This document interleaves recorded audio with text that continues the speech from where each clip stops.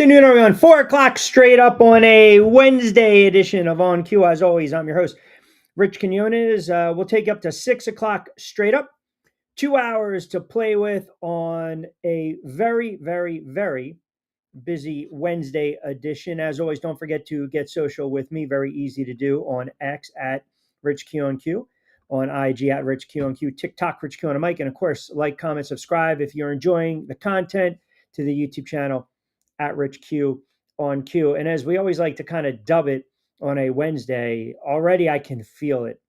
I can feel it. It is a Woosah Wednesday, and hope everyone had a wonderful Sports Tuesday and you're enjoying your 17th December 2025 hashtag on Q. That'll get you involved in the conversation. And typically on a Woosah Wednesday, how long does it take before you guys start to get under my skin? We've been doing really good with the breathing exercises. We really have over the last several weeks. If you are just joining us as well on the Odyssey app, appreciate it. Thank you so much for that as well. Very easy to get involved. You can just download the Odyssey app and search Coastal Sports Digital Network, and you'll find us 4 to 6 live, Monday to Friday. We might be on the air earlier tomorrow because we've got multiple games to do in the afternoon with the overseas route. Big show on Friday with the football, obviously. Costco is going to join us in about 10. Kai Carlin on the NBA and the Sixers in the 5 o'clock hour on a Wednesday. So a lot to dive into. I mentioned this yesterday before we got off the air, and I said it in tongue-in-cheek with the NBA Cup, right? The NBA Cup has come and gone.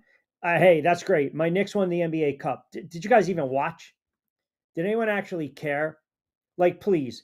I don't, this whole let's get the players more money, where in the NBA, if you're averaging 10 points and 6 assists, you're going to have a max contract. It was just of a game. Okay, congratulations to my Knicks. Appreciate it. There's no need to hang any type of banner at all in Madison Square Garden. But what was really interesting that came out of last night was the commish, Adam Silver, taking a little pod shots at the rat ship, the mothership, ESPN. He's giving kudos and props to Amazon Prime for their NBA coverage because, let's be honest, it's not like the normal talking heads where it's just consistently opinion-driven, opinion-based. They're actually talking about the game within the game, so I can appreciate that as a hoops connoisseur. I appreciate it. They're breaking down the game, but you just, you kind of got the feeling that Silver was definitely taking a shot at the rat ship with some of those comments, which we'll get into a little more later on. We told you this yesterday. It was only going to be a matter of time. What was Miami going to do? And the Dolphins decided today, let's can the little tuna fish. Tua is benched. Wilson is actually the third, or be the backup to the kid out of Texas that's going to get the start, Quinn Ewers, who's going to get the nod for the Miami Dolphins. And also, too, I don't know if you saw this, but I believe it was RG3 was on with Dan Patrick. And I guess Dan asked him his thoughts on Micah Parsons and Patrick Mahomes, who both have had significant injuries. Mahomes is already beginning rehab, is eyeing up week 1. I mean, that's okay. It is what it is. But RG3 basically said, hey, my advice to these guys, take a year off. Take a year off. So we'll get into a lot of the NFL today, as we typically do. College football, by the way, we'll get into that in a couple moments. As I mentioned, Costco is going to join us from On 3. Mix in a little hot stove baseball. Got a lot of comments from some of the shorts and some of the TikTok videos. I guess yesterday the conversation with Hurts for Burrow, Burrow for Hurts, did not sit well for some of these Eagles fans, but yet it really sat well for the anti-Hurts audience. And it was really interesting because Joe Burrow met with the media, and one of the reporters said, hey, can you envision a scenario where you're not here next year? And he's like, no. And then I guess they followed up to paraphrase, can you envision a scenario where you're not going to finish your career with Cincinnati? And Burrow basically shot back, man, you think a lot. Like you got a lot of time on your hands. So we're going to see what happens in the offseason. We are. And it's right there. As I mentioned, the complexion of the AFC has changed. And then obviously we can push any type of narrative agenda we want in the NFC. I still believe the Rams are the team to beat, and then Seattle. And then it's like throw a dart. Throw a dart, see where it sticks. You like the Eagles, you like Green Bay with no Parsons, you like the Eagles struggling with their offense, you like the Chicago Bears. I mean, you like the 49ers, maybe coming on late. Parity, parity, parity. So we're going to get into that as well. We'll continue the conversation with some of these quarterbacks. And I've got a little food for thought when we do get into the quarterback conversation. We'll save that for 5:30 today. But as I mentioned, we want to get into a couple of things. Also want to welcome aboard one of the newest sponsors, Monmouth Park Charity Fund. These guys are unbelievable. They do a ton of community service, nonprofit. They work with 501cs, nonprofits. They do underwriting, wonderful charity work.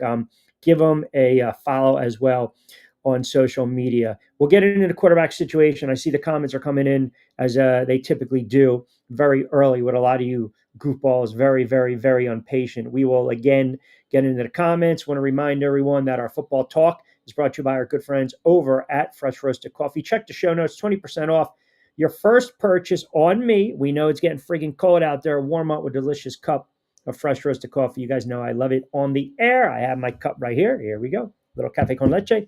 And we're off and running. All right, so college football.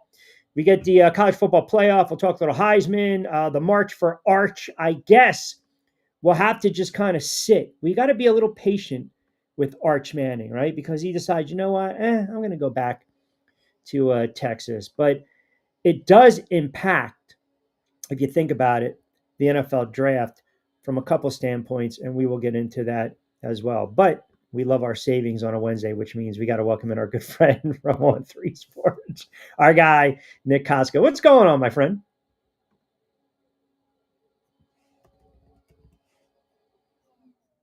Oh, I don't know. I don't know if Nick's audio is on. You gotta fire off that audio there, brother. Yeah, we're looking right at you. Yeah, and he's tapping the mic too. Oh my goodness. Tap, tap, tap. No, don't hear him. All right, Nick, do me a favor. This is what we're gonna do. Hold on, Nick. Hold on, hold on. And by the way, it's not the intro was fantastic, by the way. You can just nod and just applaud. Yeah, I know it was unbelievable. It wasn't on me, so they can't even say that it's the Death Star mic. Do me a favor. Just jump out, jump back in, and then we'll figure it out. We'll get Costco brought up in a minute. While we do that, let me see if we can read off some of these comments. Man, always impatient. And again, he comes with a little bit of the attitude. New headphones, who this? AKA Heat 12 man, AKA Heisman, AKA Steeler Nation, AKA Duval, and now AKA Vince. Big game for my Jags this weekend. We can quiet all this Broncos ride crap. By the way, Russ is a Giant now, so that phrase must die. Let's go Giant. What is that? Russ is a Giant. What does that mean? I can't. What are you talking about? First banner you get in about 40 years, Q. You should be celebrating this. Typical New York fan can even appreciate a win. What are you talking about? You're talking about the Knicks? Seriously? That's where we're going? Because they won the friggin' NBA Cup? I'm supposed to be amused by that? Stop. Stop. It's just another way for guys to make money. That's it. That's it. I don't care about that. Come talk to me in the spring. Talk to me in the spring if the Knicks make a deep run in the Eastern Conference Finals or get to the NBA Finals. Other than that, I don't care about a stupid cup, 15, 20 games into an NBA season. I don't know how people can sit there and like get fired up over this. Like excited if you're a Hoops fan, excited if you're a Knicks fan. It's horrible. It's like almost celebrating, I don't know, oh, we won the Pro Bowl. Stop. That's I'm not for the life of me. I'm not getting excited about that at all. I don't know. Do we have Costco back up? No, still look at that. I still can't get you. No. Audio. Nope. All right, Nick, hang tight. We'll take a quick timeout. We'll see if we can straighten this up. 10 past 4 o'clock hour, and it's not, again, you guys can get on me all you want. We know for a fact that it is not the mic. It is not my microphone today. So just keep it right there. Keep it locked in. Quick timeout. We'll come back on the other side.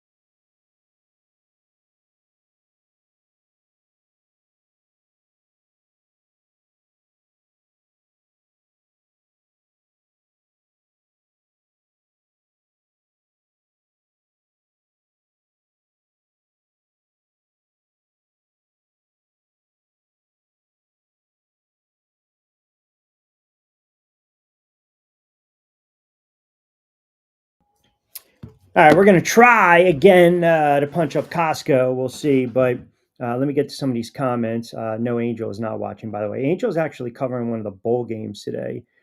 Whoa. Attack on the Broncos early. Some would say the Knicks have. No, we're skipping. We're glossing over that. No attack, just defending what's ours down in Duval. Wait, come on now. That's ridiculous. That's utterly ridiculous. It's not, it's obviously the Death Star microphone. If you know anything about podcasting, broadcasting, radio, streaming, my mic has nothing to do with it because obviously, friggin' goofball, I'm coming on the air and you can hear me loud and clear. It's on Costco's end. And you know what? Angel is not watching. I just spoke to Angel. Angel is covering. I'm going to tell you exactly what Angel's doing right now. Angel is covering the DNA Cure Bowl. How about that? He is covering the DNA Cure Bowl. Costco, don't touch anything. Hold on. He is covering the DNA Cure Bowl, ODU against South Florida. So you know what? I tried. It's 14 past the 4 o'clock hour. I thought I was going to have a nice, quiet Wednesday. All of a sudden, I'm getting pelleted. I got people turning around saying, what the hell? We want our savings on a friggin' Wednesday. I have no control over what the hell's going on in that household. I will try for the fourth and final time on this Wednesday. We welcome in from On 3 Sports, Nick Costco. Excuse me, that was the third time. This is third time's the charm here. Come on now. I mean, geez. You know what? Well, what I can do actually, while I have you back on, I got to fire off the Odyssey app. So, all right, now we're back on Odyssey. I mean, this is what I got to do. I got 36 things going on. You know, when the show's growing in popularity, here we go. How are you, my friend? I'm good. Now that I restarted the computer, I think I'm a lot better. So I was able actually to unmute myself this time without getting stuck or anything. So we're all good. College football playoff starts on Friday. We have a Heisman winner. Yeah. Michigan's still in a coaching search. Yes. And it's almost a holiday, so everything's all happening at once. Correct. All right. What is the latest on Michigan and their head coaching search? What are you hearing? What are you trying to surmise here? Pretty much, Kalen DeBoer is the one who's denying it outright that he's going to go to Michigan. He has reaffirmed his commitment to Alabama. Greg Byrne, the AD, has said the same thing. They've pretty much doubled down and essentially tripled down over the last week or so since the Sherrone Moore firing, because as soon as Sherrone Moore was fired, naturally everyone pivoted back towards Kalen DeBoer just because he was rumored to have some sort of mutual interest with Penn State, or Penn State was at least interested in him. Obviously, that didn't pan out. They hired Matt Campbell instead, who they probably should have went after to start the coaching search. But as far as I could tell, I would be very, at this point, like I would have been for the Penn State job, and even when Michigan opened last week, I would be absolutely stunned if Kalen DeBoer left Alabama, even if they lose on Friday to Oklahoma, because I think the Alabama fan is the one who's more on an outcry of this. It's like, well, of course he's interested in Michigan and vice versa because he can't handle the pressure of Alabama. We, as a fan base, we expect national championships year in and year out, but you're not Nick Saban, right? You know, no one's Nick Saban, and you're also the guy who's following Nick Saban. So correct. There is this expectation for the Alabama fan that if they're not, 11-1, 12-1 as SEC champs, going to the college football playoff every year, being a top 4 seed, whatever the case may be. Essentially, if they don't win a national championship or compete for a national championship at minimum to the semifinals in this new playoff era with the 12-team bracket, it's a failure. It's an abject failure to not win a national title or to be in that Final Four or the Final 2 at the end of the season. So I would write off Kalen DeBoer. I think they're still looking at least in my mind, Kenny Dillingham of Arizona State. He seems to be the hot commodity right now. He hasn't outwardly said he has denied the Michigan job, nor has he also said that he wants to leave Arizona State. He doesn't. I don't think he wants to leave Arizona State. I think he is committed to what he is able to do in this current time, which is, deal with the guys who are going to come in and out of the roster as of now, prepare for the bowl game. And also at this point, he might be leveraging Arizona State to get him a larger salary pool, more resources, because if Kenny Dillingham was going to sign that contract extension a la Lane Kiffin with Ole Miss, he would have done it already if he was not interested in the Michigan job. I think he is, but I think he more so wants to stay at his alma mater in Arizona State and keep building something over there. But until Arizona State, shows him the money as far as a contract is concerned, a salary pool, NIL resources, so on and so forth, I think they're still going to play that will he, won't he game with Michigan at this point.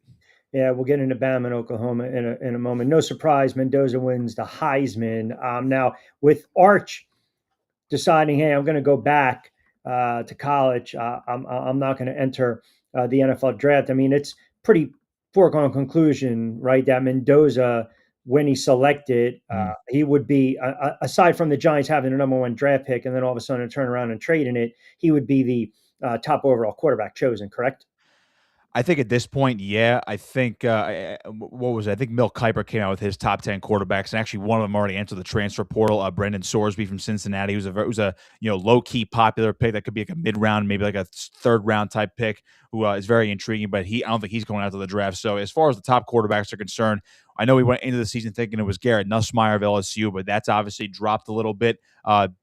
Obviously with LSU struggles and his injuries and his struggles this year, but I think Mendoza probably is the top guy right now. The other guy you're looking at is Dante Moore of I saw Oregon. that. Yeah, Yep. So but I'm going to the Raiders. right, yeah. And if you look at what is going to be available in the draft next year, you look at Dante Moore of Oregon. Again, he had a nice bounce back year this year. Again, struggled as a freshman at UCLA, transfers to Oregon, sits behind Dylan Gabriel. Then this year, he was in the early Heisman conversation. Now that team's in the playoffs, so he can obviously boost his NFL resume in the postseason this year. It's no guarantee that he goes to the NFL, though, because what if Oregon says, hey, we have Nike NIL money for you. Do you want to come back for the 2026 season? Because he has eligibility left. So at being only a 3-year college guy right now. So he could come back, but I think if he's going to be projected as him and Mendoza as one of the top quarterbacks, if not the top quarterback going in the NFL draft next year, I could easily see Dante Moore going to the NFL. Ty Simpson is another guy over at Alabama. He's showing elite qualities right now.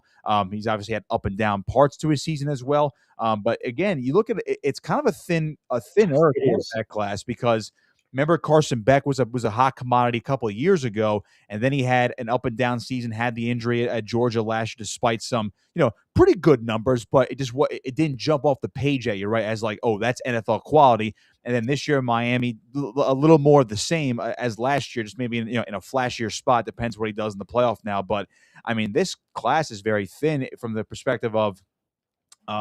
You look at guys like, I mentioned Brendan Sorsby was in that conversation, but I think, he entered the transfer portal, so he's probably going to play college football next year.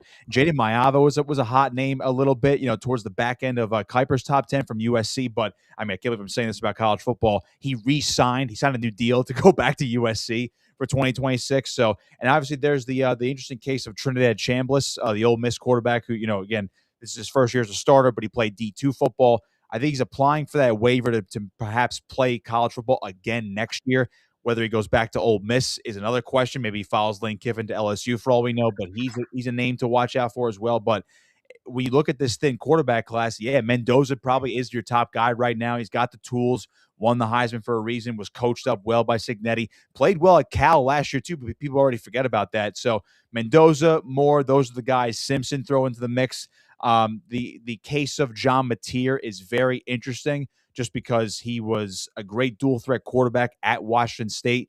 And then that didn't quite translate to Oklahoma this year, which we'll talk about in a second, because of that hand injury. He didn't explode off the page right away, hurt his hand, had surgery, out for a couple of games. He has struggled as a passer since then this year, hasn't run as much this year as well. And again, that goes back to the injury, but he's an interesting case as well. But I would say Mendoza, if I had to say it right now, he's probably not the clear front runner for the top quarterback spot, but he's certainly the favorite to land in that spot. I think he's a no-brainer. I think there's 3 quarterbacks. That's it. And you mentioned them, to be quite honest, right? Yeah. Including the kid from the kid Simpson. Yeah. I mean, Mendoza to me, he's got the trademark, he's got the skills, he's got the personality, the size, the charisma. He'll fit perfectly. He has that nice charisma and swagger, right? Like it's almost like people make fun of him because it's like almost like he's scripted and he's too nice, but I feel like with the way he plays and apparently some of our listeners thought because he was like that translates into a bad quarterback. But I don't think so. Have you seen this kid play? Have you seen? I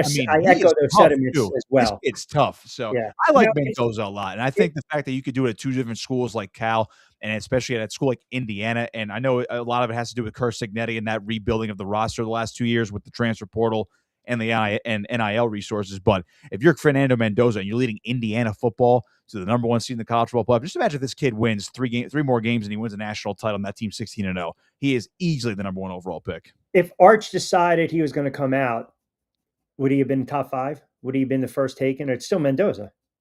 It's still Mendoza. Are you saying top 5 overall picks or top 5 quarterbacks? Well, no, you know what? We can't even say top five because there's only three quarterbacks. So let's just say Arch comes out.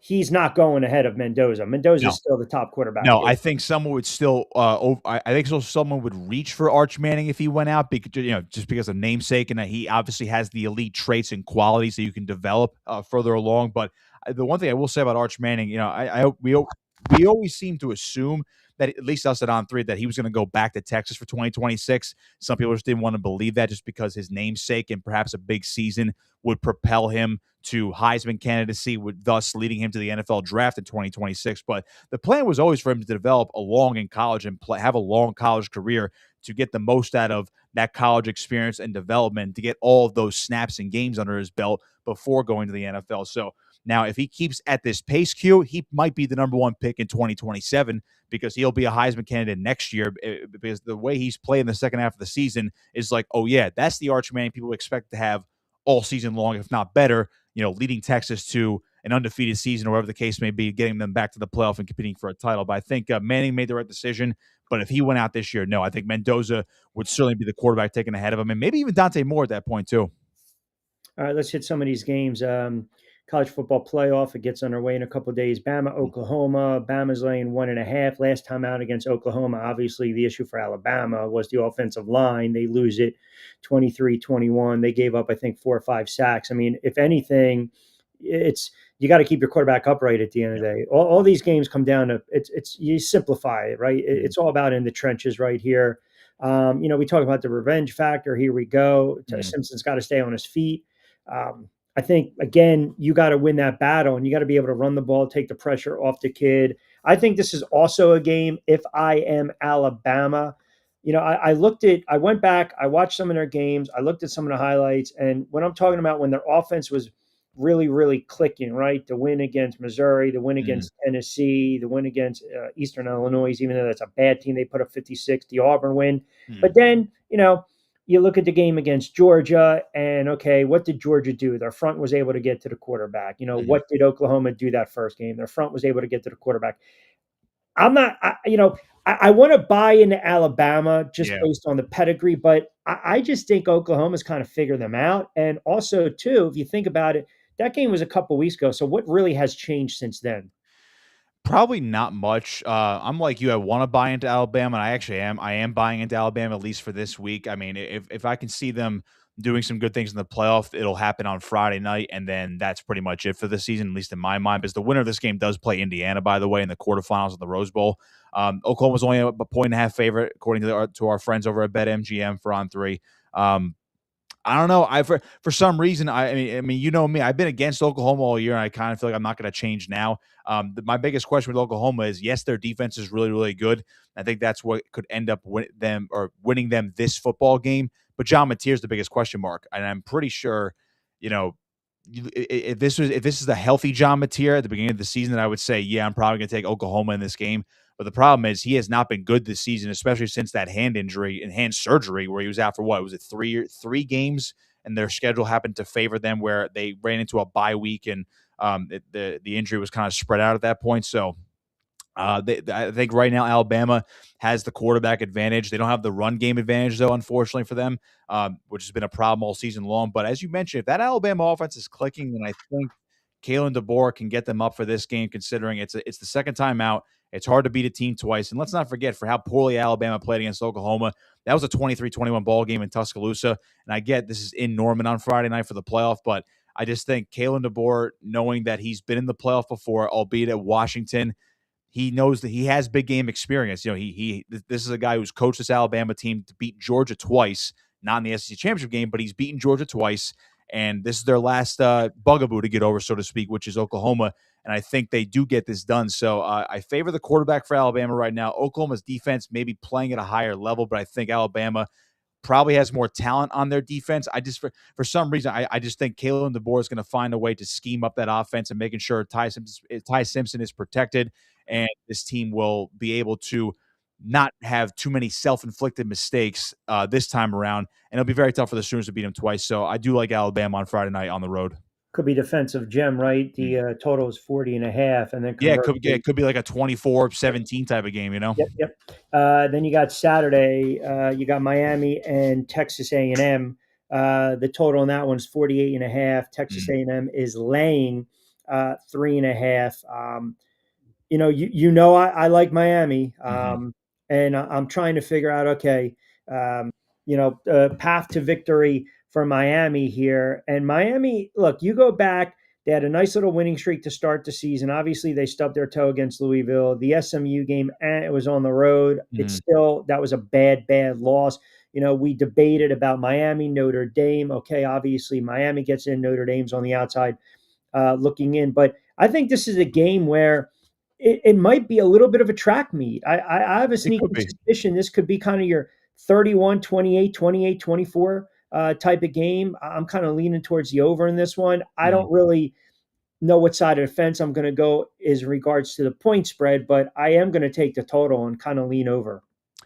Yeah, I'd say so. I have it at 48.5. I would say over, and this is probably gonna be your highest, at least in my mind, this is your highest scoring game of the weekend. That's going to be competitive. As we could see, unfortunately, we see blowouts regardless of who's in the playoff. Let's just put that aside. It's not just group of five Always. schools, right? So, Ole Miss, Tulane, Oregon, James Madison. We'll talk about those games in a second, but those could be blowouts, high scoring games, but blowouts. This game, I think, is gonna be high scoring and very close.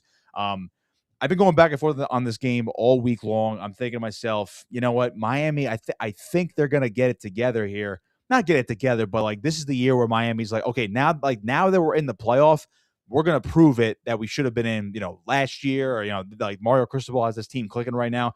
Let's not forget Mario Cristobal and Mike Elko are in the playoff for the first time. These two programs.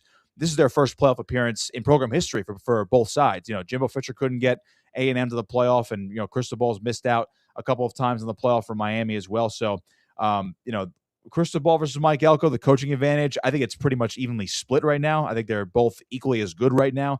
Texas A&M, you can make the argument they've had weeks to recover from this, but they're reeling from being upset by Texas at home, Mhm. which didn't give them an automatic spot. They had to wait for the at-large bid, which they knew they were probably going to get anyway, but they didn't get to play for an SEC title to try to get a first round bye. Miami was kind of just waiting to get in. I think Miami is playing with a heavier chip on their shoulder right now, so I could see them winning. But for some reason, all that said, where you would think I'm going Miami, I think I like Texas A&M in this game. I think just that home atmosphere. I think they've erased and gotten washed out the stink of that Texas loss. You have Marcel Reed at quarterback. I think I like him slightly more than Carson Beck right now. I'm going home field advantage here. It's gonna be, but this game's gonna be very tight. I'm definitely gonna hit the over. I would love to take Texas A&M minus 3.5, but I feel like this game is gonna come down to a field goal for some reason because we saw both these teams play Notre Dame, and how that's like their measuring stick right now is that Notre Dame game from the beginning of the year. I think Miami maybe cuts this and maybe loses by a field goal. So I'd be inclined to take Miami plus 3.5, but I do think Texas A&M is going to win outright. So I'll stay away from the spread right now. I do like the over, but if I'm going to pick this game straight up, I think the Aggies are going to win a very, very close one, probably your closest game of the weekend. I like to see Miami try to run the football a little bit. They Yeah. really don't give their running backs a lot of carries. I mean, it's more of a passing. Yeah, and Uh, I'm interested to see if the Aggies can defend Malachi Tony. That freshman wide receiver for Miami is just so, yep, so, so good. So I yep. mean, if they can't contain him and Carson Beck's firing off on all Then it's cylinders, a different story. you mentioned that track meet. I think Miami starts to run away with it there, but I think Texas A&M is going to have enough juice at home in front of the 12th man. I think that'll help them out and get them to the quarterfinals.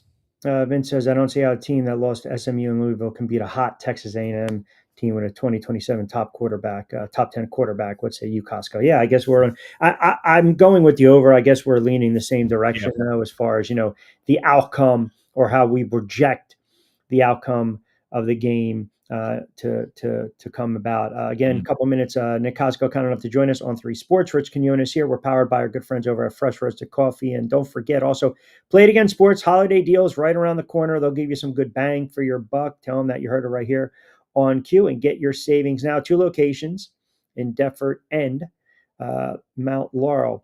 Yeah, it takes me like I look at these games and you try to handicap these games and Tulane and Ole Miss, it's like I don't know. I'm not like enamored, right? I mean, I think they're one of the either whoever wins going to be like the sacrificial lamb when they play Georgia. But I mean, for I guess for betting standpoint and just kind of like preview standpoint, Yeah. when you look at this game and they've had very good seasons. Obviously, Ole Miss only had one loss, Tulane only had two losses, but the line kind of tells you everything you need to know. 17 and a half. Yeah. Yeah, and like, we're probably going to echo these points when we talk about Oregon and James Madison, but I'm not touching the lines on either of these games. It's too much because like I could see both Ole Miss and Oregon blowing out these two teams, right? Everyone can see that, and we already saw it. We already saw with Ole Miss and Tulane earlier this year in Oxford, which is where this game. You see like 42-10ish, 42-17 I type mean, of you can game. easily see that, but could I also see a world where at least in this game, I would say where Tulane is up, I don't know, 17-10 going at like, midway through the third Yep, quarter, and yep. then Ole Miss ends up winning 31-17. Yes, I could see that. Now that means Tulane would still cover, by the way.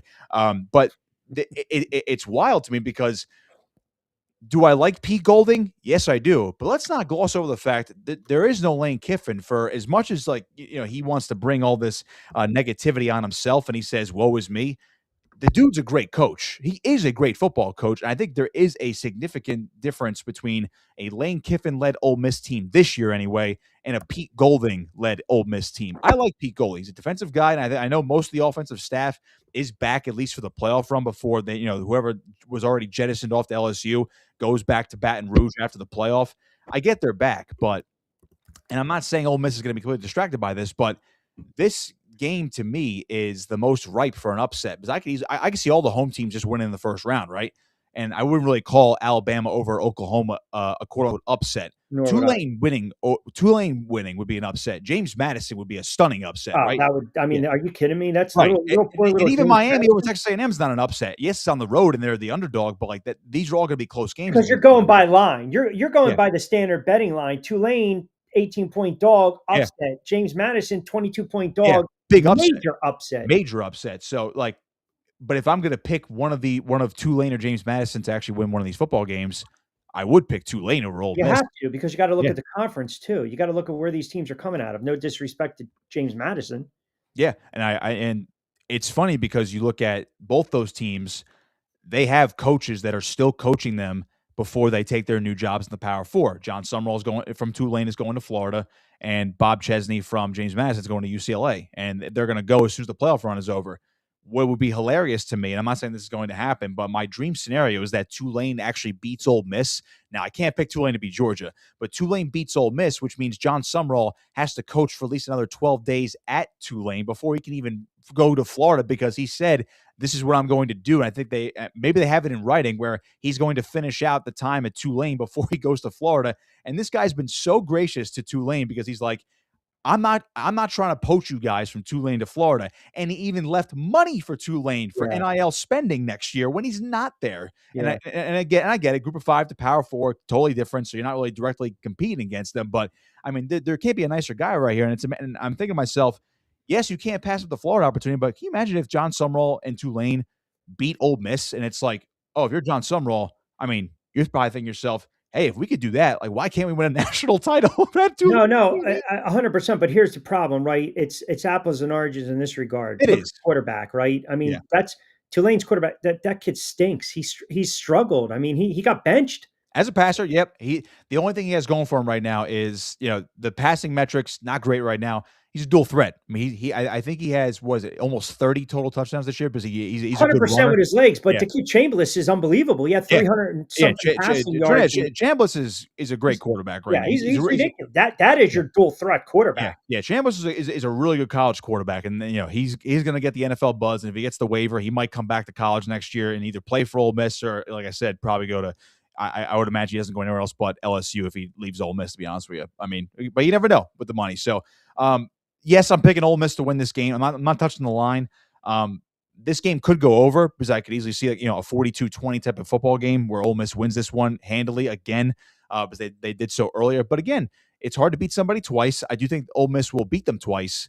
But Tulane, knowing what's at stake, and they're trying to go out with a bang right here before the new coach comes in, and they're trying to set up their program for the long haul, where maybe the group of 5 isn't so bad for some of these coaches, where they have to immediately jump to the Power Four. Maybe that gets more resources in for Tulane next year if they play a great game, or God forbid, even pull off an upset here in Oxford. But I will go Ole Miss right here to advance and play Georgia again. But I mean, I think this game I have a funny feeling this game's gonna be a little bit closer than people expect.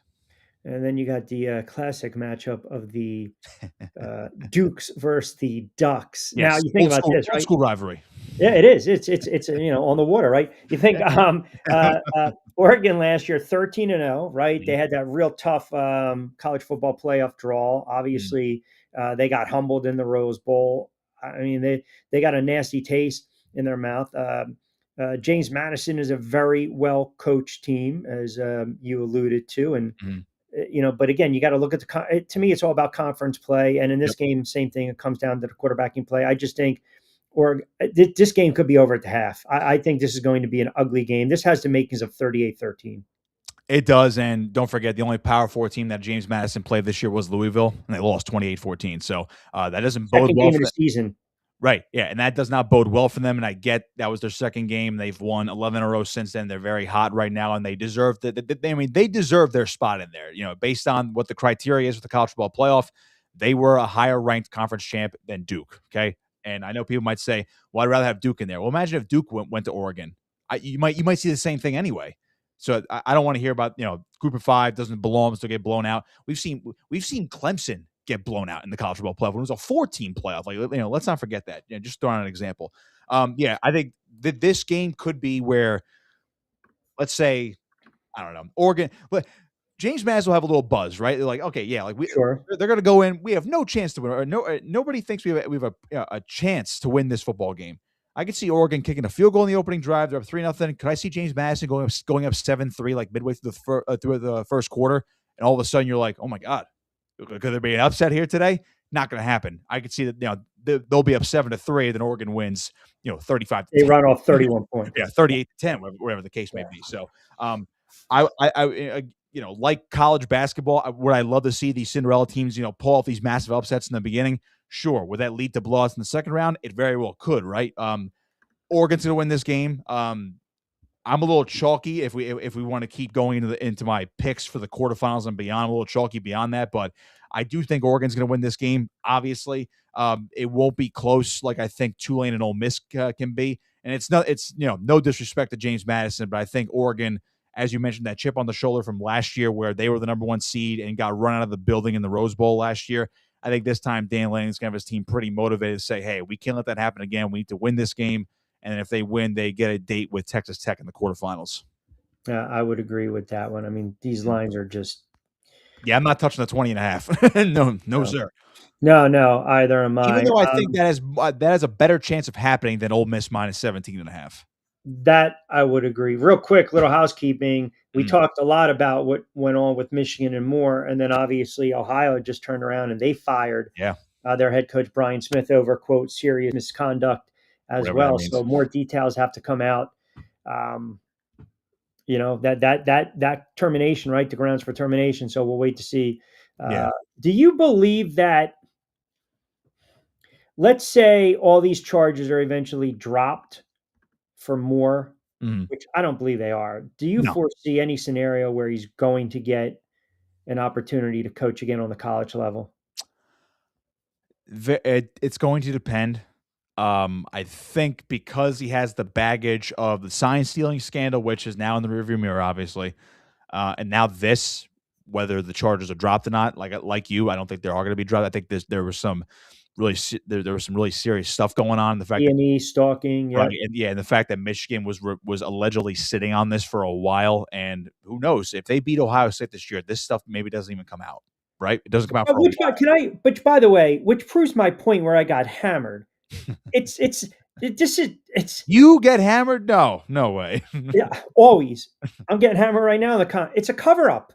I don't know how let's just call for what it is. Is the first or last program to do this? No, they're not. But let's not do the Babe in the Woods routine and turn the blind eye and act as though the AD didn't know what the hell was going on. No, of course not. And by the way, I just rewatched that movie for like the 20,000th time yesterday.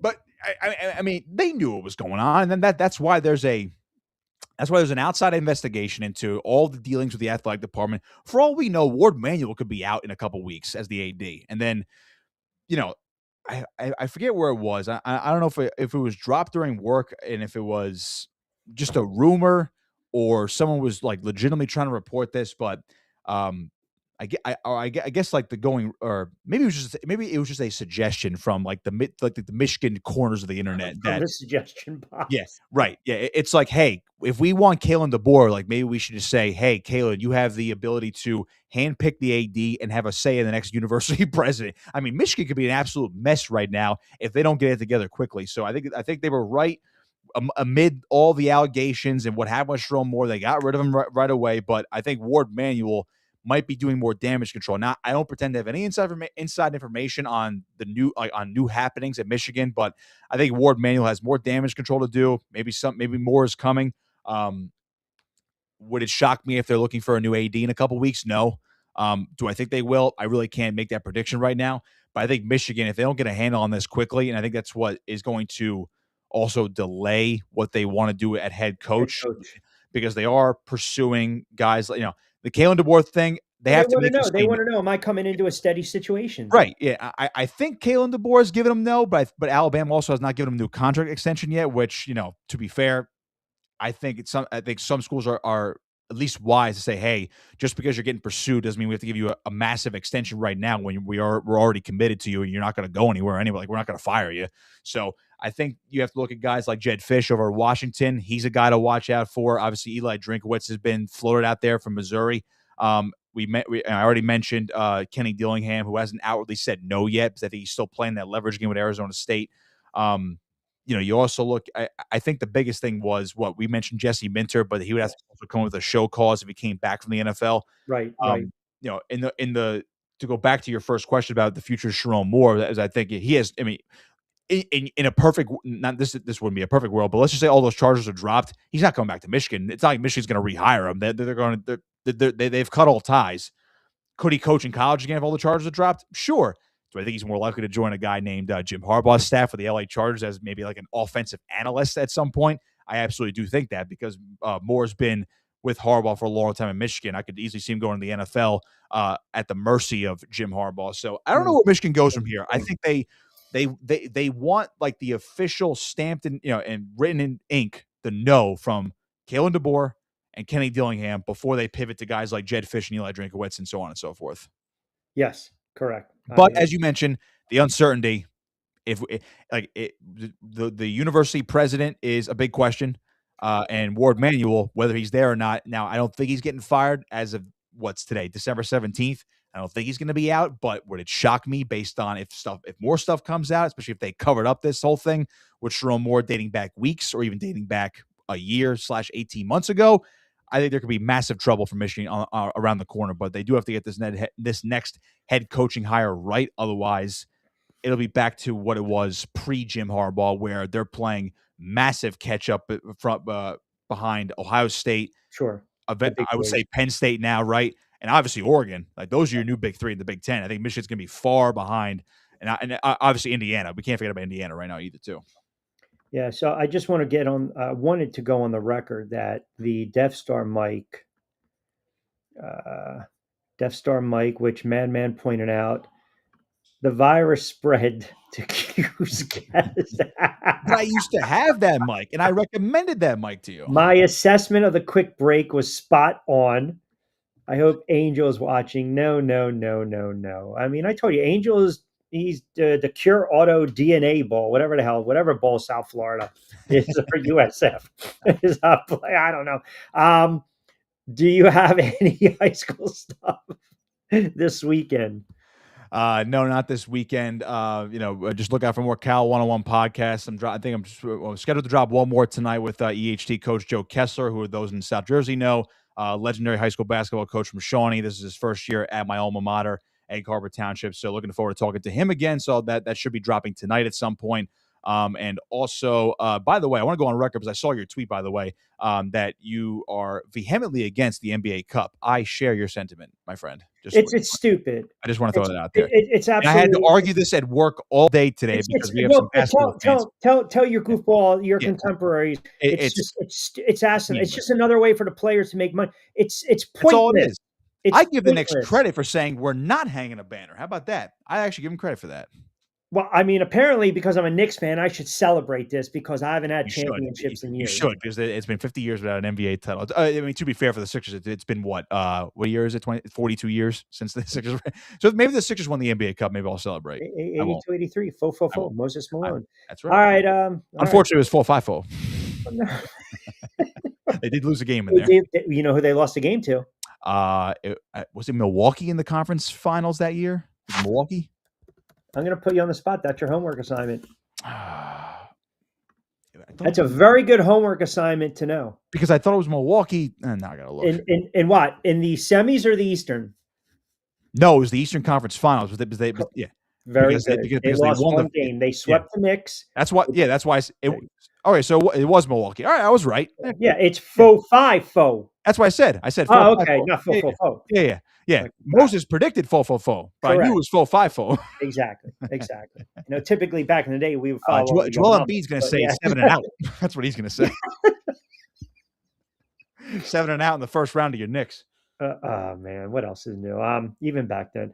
All right, brother. Have a good weekend. Enjoy the college football. Always appreciate you, pal. Appreciate you, Rich. Thanks, man. All right, there you have it. My guy Nick Costco. He knows. He's smart. By the way, these comments are just utterly ridiculous. The Knicks have had absolutely nothing to celebrate. Take the win when it comes, bozo. Now, why am I a bozo? That's utterly ridiculous. Vinny, did you get my comment? What is Josh Hart doing to Jalen Brunson during the trophy? You know what? I'm not even. Stop. What kind of see, this is what I'm saying. You guys take it to another level. I just don't understand this. You take it to another level, and I'm not even trying to take it there. But the NBA Cup is just ridiculous. There's no cause for celebration, by the way. None. Did I watch the game? I watched the game. Oh, and by the way, for those that were ripping me for watching Army and Navy, most watched game on CBS this season. So Kurt Herbstreit, get a clue about college football. Army, Navy, let's not forget about them. But no, I know what the NBA is trying to do. We talked about this yesterday. They're trying to just get all these eyeballs. But I still think it's hilarious that Silver basically took shots at ESPN. I mean, he literally went after the rat ship. He literally was going after the mothership about their coverage because it is more conducive. And it's now predicated more on what? Just the opinions, the contrarians, the 180, throw it, see if it sticks. That's all that is. Sergeant Delaware Q, I'm actually shocked that you're not celebrating a Knicks banner. No, I'm not. It's just corny. Good for some of the players to get a little extra money. It's a money grab, but talk to me in June if they can get back to the Eastern Conference Finals and actually win it and get to the NBA Finals. Then we have a conversation, which I think it's somewhat of a moot point this year because OKC looks like the team to beat, and the Eastern Conference is just scatter. It's just a cluster. Detroit's a young team. Do I really believe Detroit's going to have some serious staying power out of the Eastern Conference? No. They're out to a great start, 21-5, 21-6. The Knicks are 18-7, and they've been hot of late. They won 5 straight, 9-1 over their last 10, but are they going to have staying power? The NBA is such a long season. It's a long season. You know it, and I know it. Mark and Wallingford chimes in. Q, I know you're going to talk a little bit about this, but when you talk about the quarterbacks coming out early and we misjudge them, we're very quick to point out and call them busts. But it seems to me the issues with the quarterbacks over the last 15, 20 years in the NFL is not where they're drafted, but it's who's scouting these guys. Yes. I think we can all agree when you're talking about the quarterbacks in the NFL, if you look, Tua getting benched, well, I'll actually back it up for a moment. Tua just has not played well. But the interesting thing is he's actually been available. But he's regressed as a quarterback. Now, you want to call it not having an offensive line, a ground game, you lose some weapons. You got to elevate. It goes back to kind of the pro Jalen Hurts crowd, right? And then the anti Jalen Hurts crowd. Well, the guy doesn't elevate. Well, he just makes the plays that he needs to play, a la the pro crowd. In the NFL, you go back the last 4 or 5 years, Tua, Fields, Zach Wilson, Trey Lance, Mac Jones, Bryce Young, Kenny Pickett, Anthony Richardson. What do all those quarterbacks have in common? All those quarterbacks since 2020, Tua, Fields, Zach Wilson, Trey Lance, you feel bad for that kid, Mac Jones, Bryce Young, Pickett, who's not very good, and Anthony Richardson. Not only were they all first round quarterbacks, they've all been benched. So where is the disconnect? Are we just not evaluating the quarterbacking position properly? Now, out of all these quarterbacks, you thought maybe. Now, Tua finally gets benched because I just think Mike McDaniel can't. Tua laughing it up after a loss is never a good thing when you're eliminated from the playoffs. Teammates don't like that. Fans don't like that. They just don't. You hug, you shake, you move on. Congratulations. The best of luck going forward.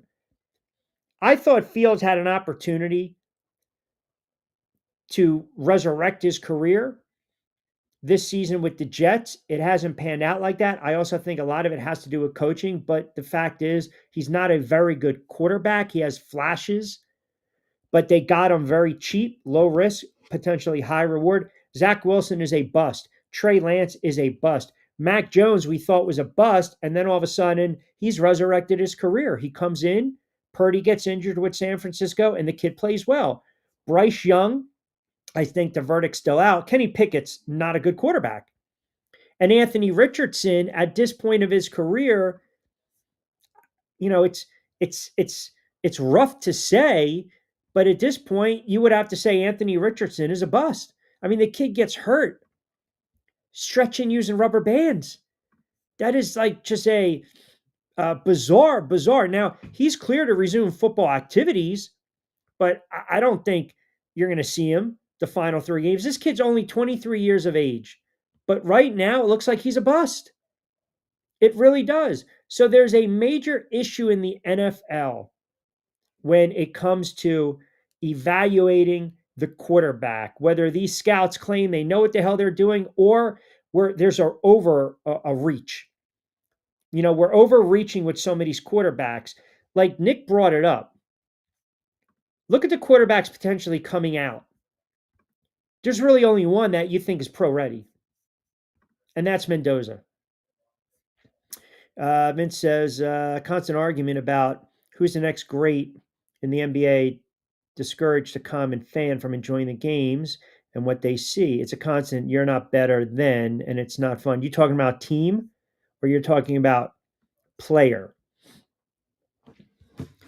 Right? Because if we're talking about some of these teams, then obviously you can look at a team like OKC because they right now look like a juggernaut. They really do. OKC looks like a very, a formidable opponent. They've got the makings of a team. They're young enough. They've got flexibility. So you're talking about player now. Okay. So, yeah, but I think that's bar talk. I think it's bar talk. Look, I love basketball. I am a diehard basketball fan. I love college. I love the pros. You guys know I love doing the overseas stuff. I'll watch. The styles, it's different everywhere. The NBA to me, the NBA that I grew up with, that to me was the NBA. It was physical. Guys hated each other. There were rivals. These games were 88, 87, 78, 76. The All-Star game meant something. MVP meant something. Defensive player of the year meant something. The playoffs, the intensity was just on another level. And then what happens? That's when we start to get the tanking. And then through the tanking, you get what? You get an opportunity to get the big three. and in this case, San Antonio, right? Duncan, Robinson slide over, Duncan, and then Ginobili, and then Parker, and then they make their run. And then you start to get what? All right, veteran guys that, hey, I haven't won a chip, i.e., Karl Malone, i.e., Gary Payton. Let me go to the Lakers and try to win one. Then you get what? The LeBrons of the world taking the talents down the South Beach, and I got to jump on Chris Bosh, and I got to jump on Dwayne Wade's back, and here we go. Let's win multiple championships and the dream team. You weren't getting that 20 years ago. You just weren't getting that. Charles Barkley wasn't calling up Bird. Bird wasn't calling up Jordan. Jordan wasn't calling up Magic. Magic wasn't calling up Isaiah. Isaiah wasn't calling up Patrick Ewing in the offseason and say, come on, man. Come to Boston. Come to New York. Come to Chicago. Come to Philly. Come to Los Angeles. Come to Detroit. They weren't doing that. You get these great players. They're no longer playing with one team. And you think about some of these big-time trades. It's like, if I can't beat them, let me join them. Right? We've seen it. Durant, James, Mamet, KG, perfect example. We've seen it. NBA is horrible. Nonsense cup adds to the mess. I just think it's more of a marketing ploy, right? And the team, for that matter, it's just constant comparison between eras and styles. No enjoyment of what we see consistently arguing about who's better. Yeah, I think because this is my sentiment. This is what I'm going to say on that. If you watch the NFL closely, and it's a 17-week season. The NBA, when you're talking 80-something odd games, and you're talking playoffs, and it can be all the way, bleed all the way into the spring. It gets watered down, it gets saturated, it gets too much. And we're tired, right? These playoffs, how many people really watched Indiana and OKC last year? I bet you some people forgot who won. We know it's OKC. But the days of these rivalries and the physicality of the league, it's gone. And now you have so much other stuff going on, which actually it sheds a bad light, a dark cloud over the NBA, like the betting stuff that they're still trying to figure out, or they haven't sifted through. The Rozier stuff. Adam Silver basically finally came out and said the NBA is going to work with the Heat on the Rozier. What's the solution? Like, how do you're the commissioner of the NBA. How do you have no answer on what you can or cannot do with Terry Rozier? You're talking 2 months after this player was arrested in a gambling case. You haven't made a decision on how to handle him because of Miami's trade and the 26 remaining on his deal. But you're the friggin' commissioner of the NBA. Figure it out. Like, seriously, figure it out. It absolutely makes no sense. Like, do they have power to trade Rozier? Right? Despite his authority, wasn't certain. You're the commissioner. Don't throw at me this is unprecedented. You need to have all your ducks in a row. You have to know the answers to this prior to, because finally we get an opportunity to ask questions. And you don't know? I mean, I can tell you right now, if this was Roger Goodell, if this was the commission protecting the shield, Rozier's ass would have been kicked out of the league. I'll tell you that with certainty. With certainty. The problem is right now, Terry Rozier's on the final year of a 4-year, $96 million deal. He signed it in August 2021. He is right now on Miami's cap sheet for about $26 million this season, which is like 18% of the team's cap. But you're the commissioner. Like, I don't need you. I am sympathetic and empathetic. No. Be empathetic and sympathetic to the fans. Put a better product out there. Put a better product out there. All right, 5 o'clock straight up, 16 to book, 60 to play with. A lot more NBA on the other side. My guy, Kai Carlin, covers the NBA, and the Sixers going to join us. We'll talk a little Eastern Conference, get his thoughts on the NBA Cup as well. He's very well tuned into what's going on in the NBA. A lot more comments coming in. Got some on TikTok as well. We'll read them off, keep it locked in. Quick timeout. We'll come back on the other side. As I mentioned, we'll punch up Kai.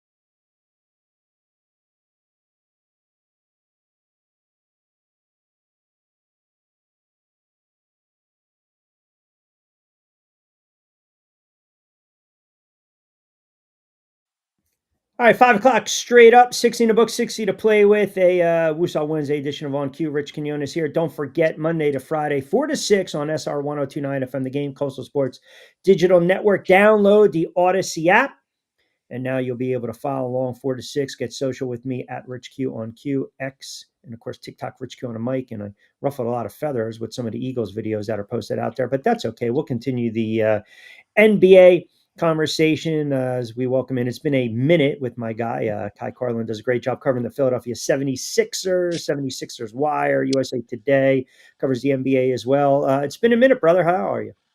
What's going on, Rich? How are you? I'm doing very, very well. Did you watch my Knicks win the NBA Cup last night? Are you happy that the New York Knicks have won the NBA Cup, Rich? Bro, I can care less. I say it with great sarcasm. Did you watch the game at all? Yeah, I watched it, but I also love the game of basketball more than anything. So I've watched the last three NBA Cup, or first three, I guess I should say first three NBA Cup championship games. And they've been fun. I like it.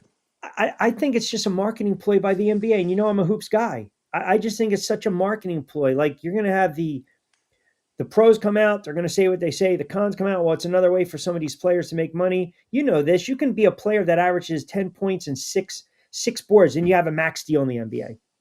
It's just like right now, and I know it's kind of a loaded question, but why is the NBA?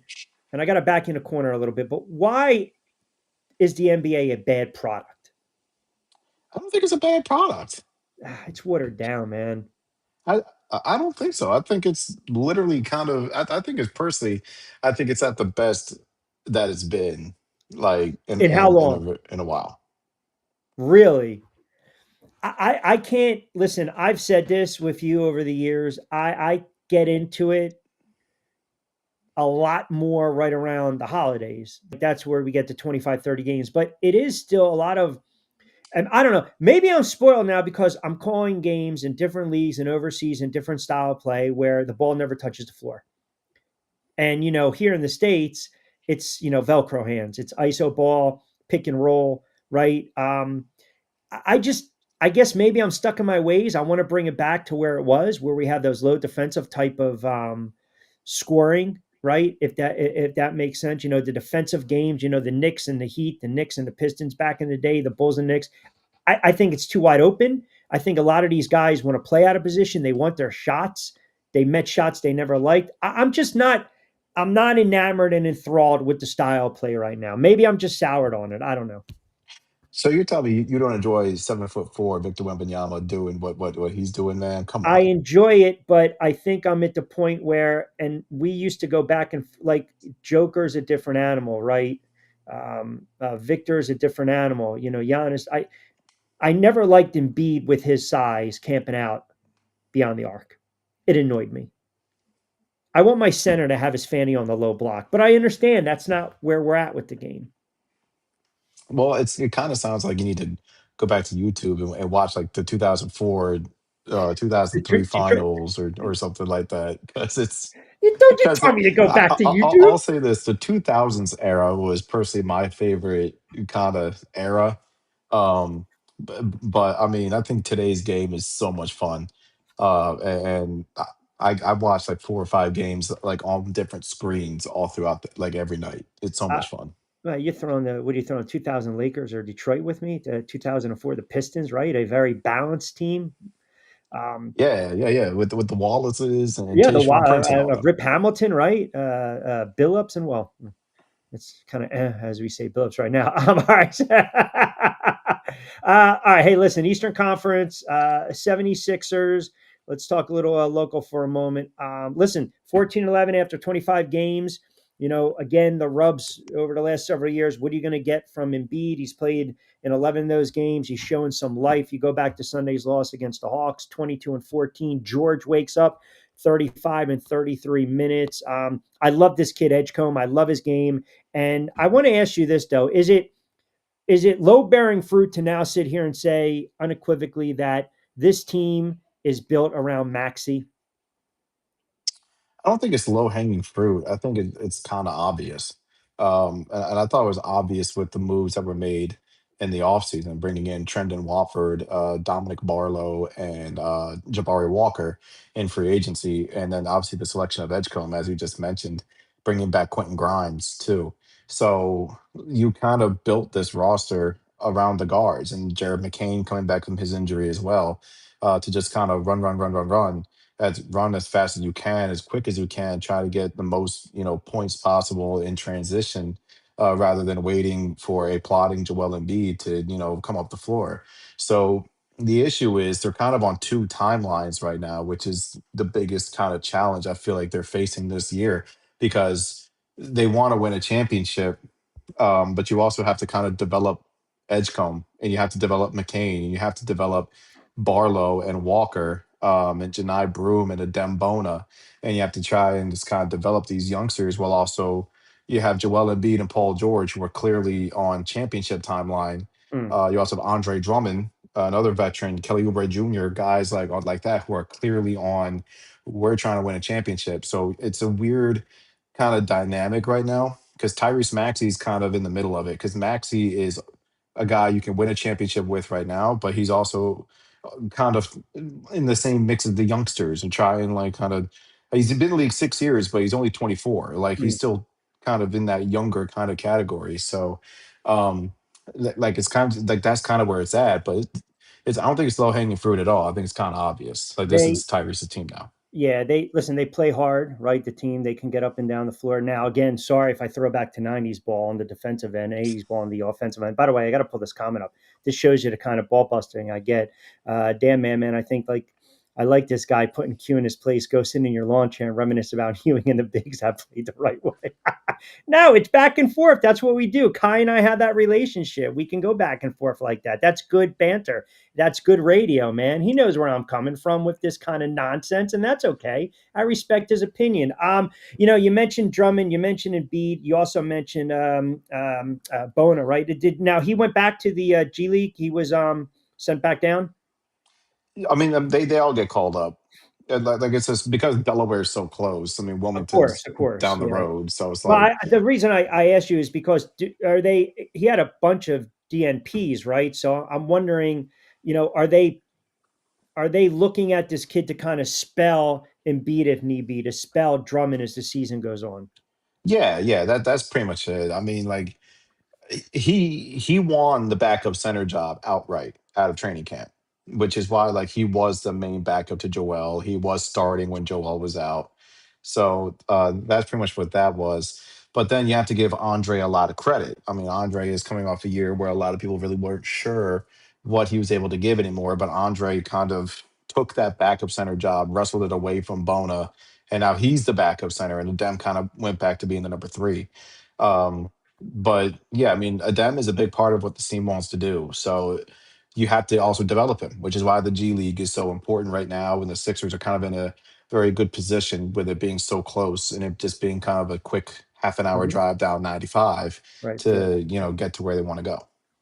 Yep, absolutely. Kai Carlin, kind enough to join us for a couple months. Do you right now, like you like the makeup of this team when you kind of look at the Eastern Conference, and obviously you want George and Embiid to kind of play back to form, and who knows if that's ever going to happen, right?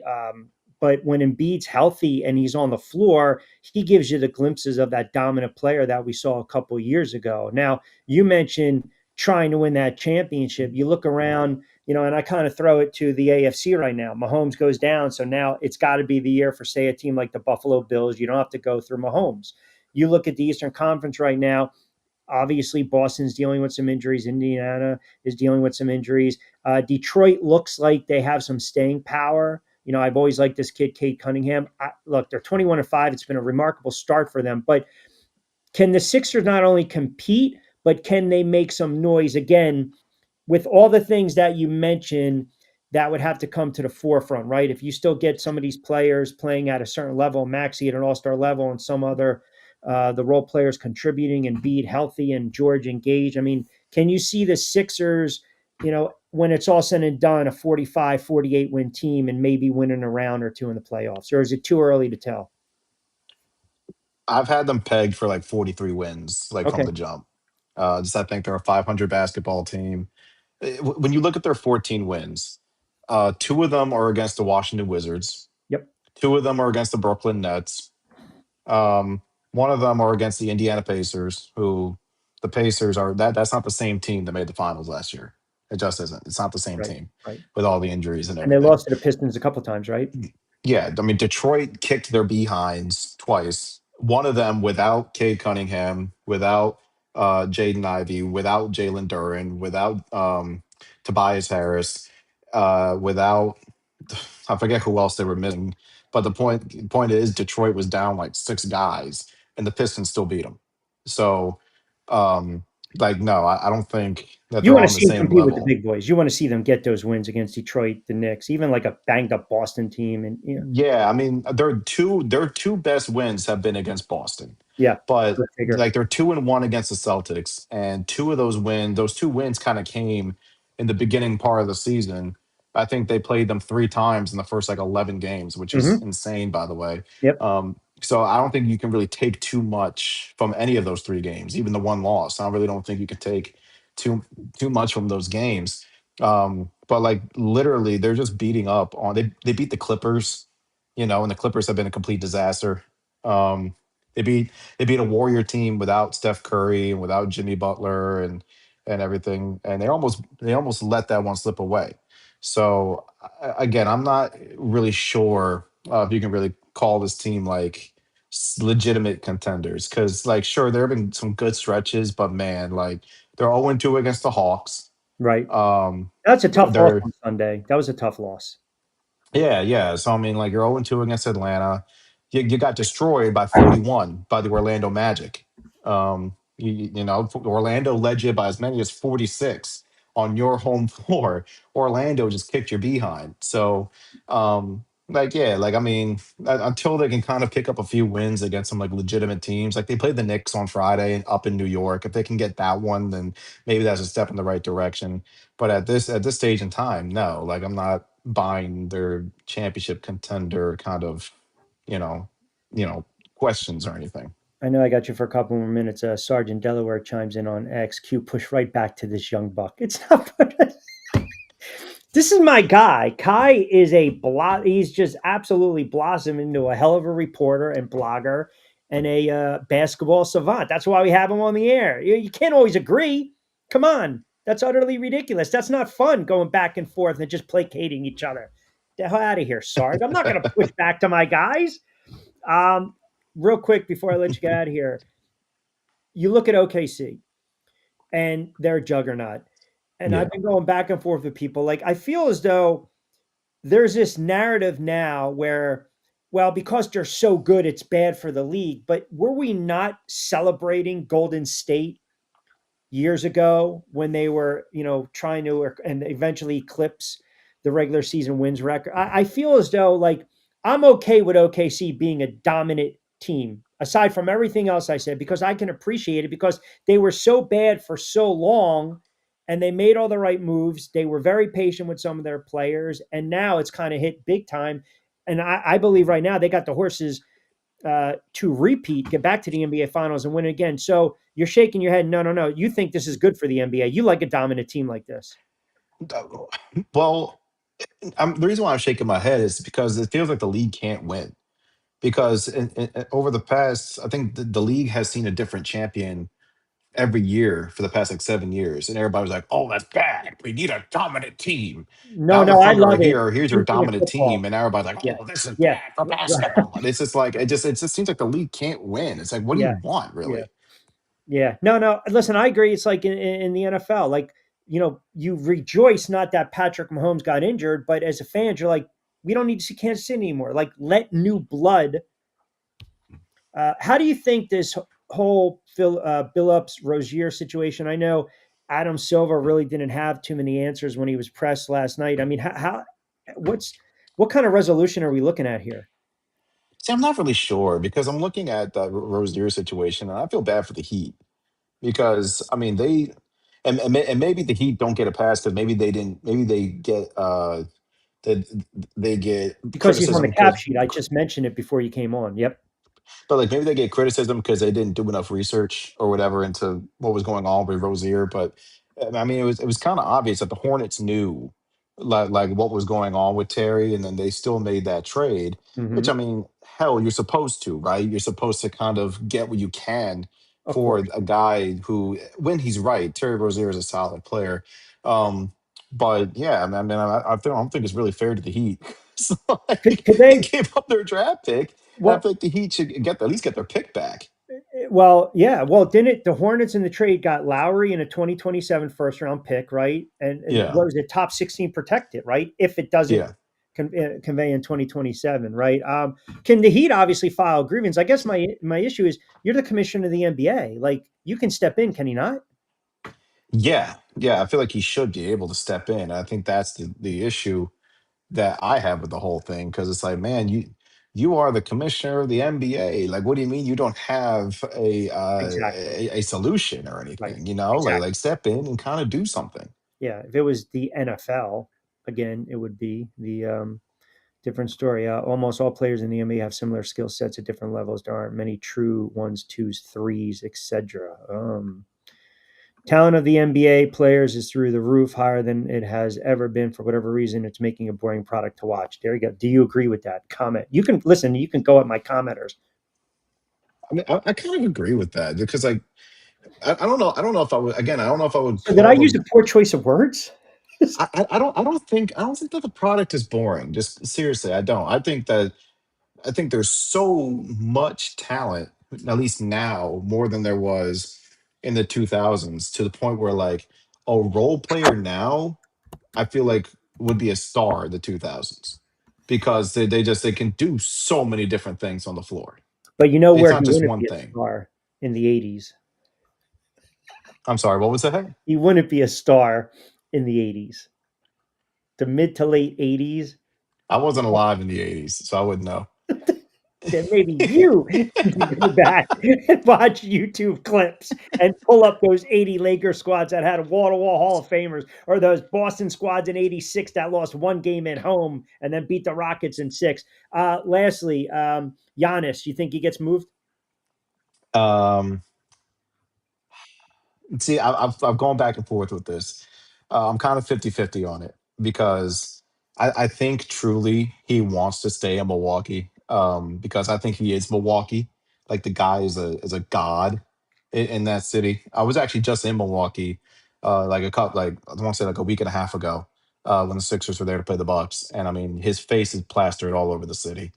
Um, so I'm not sure if he truly wants to leave. But on the other hand, if the Bucks don't get him another piece, which it looks like they're not going to be able to, like if they give up assets, real assets for Jeremy Grant, who I like Jeremy Grant. Jeremy Grant's not going to push you over the top of the New York Knicks, the Detroit Pistons right now, or I mean, I think the Cleveland Cavaliers are going to eventually get it together. So I think the Cavs will eventually get back up to the top. And then also you got a team like the Toronto Raptors who are playing really well too. And I'm also a big believer in the Orlando Magic. So I don't think Jeremy Grant going to Milwaukee pushes the Bucks over Yeah. those teams. So yeah, I mean, I think Giannis is probably gone by the deadline. Yeah, and I know Orlando's kind of, a little, I wouldn't say a slow start at 15-11, but they've got some players, man. I mean, obviously, my guy Paulo and Wagner, they're some good players. They've got some depth as well. So, all right, young man, this is what happens, right? You got married, come with a little muscle on the segment. That's what we want, right? We want that. We like that pushback. Before I let you get out of here, where can everyone follow the work and everything on social as well? Well, you can follow me on Twitter, Instagram. I'm on TikTok now. I'm beginning to move into the Oh new my god! TikTok You sound phase. so excited about that. I know, right? I know. Like I didn't want to do it, but then I thought about it, and I'm like, TikTok's the new social media craze. So you got to kind of get with the times. You know what I mean? So, Yes, yes, yes. but yeah, Kai underscore Carlin. You can check me out on all the socials, and then you can always check out SixersWire.com for everything Sixers related over there. All right, brother. Well, look, man, I always love when you jump on board and we go back and forth. Hey, you're the best, my man. Hey, listen, congrats on everything. Keep up the great success. We'll try to get you back on maybe here and there during the month. But if I don't talk to you, have a wonderful holiday and look forward to doing it again, pal. Appreciate that, Rich. Same to you, man. Thank you. All right, you got it. My guy, Kai Carlin. I love the dude. He's fantastic. He's fantastic. Comes with a little juice, right? Comes with a little juice, and that's what we like. It's boring to watch jump shots no matter where you shoot it from, and that was the case during the time when the dunk was outlawed.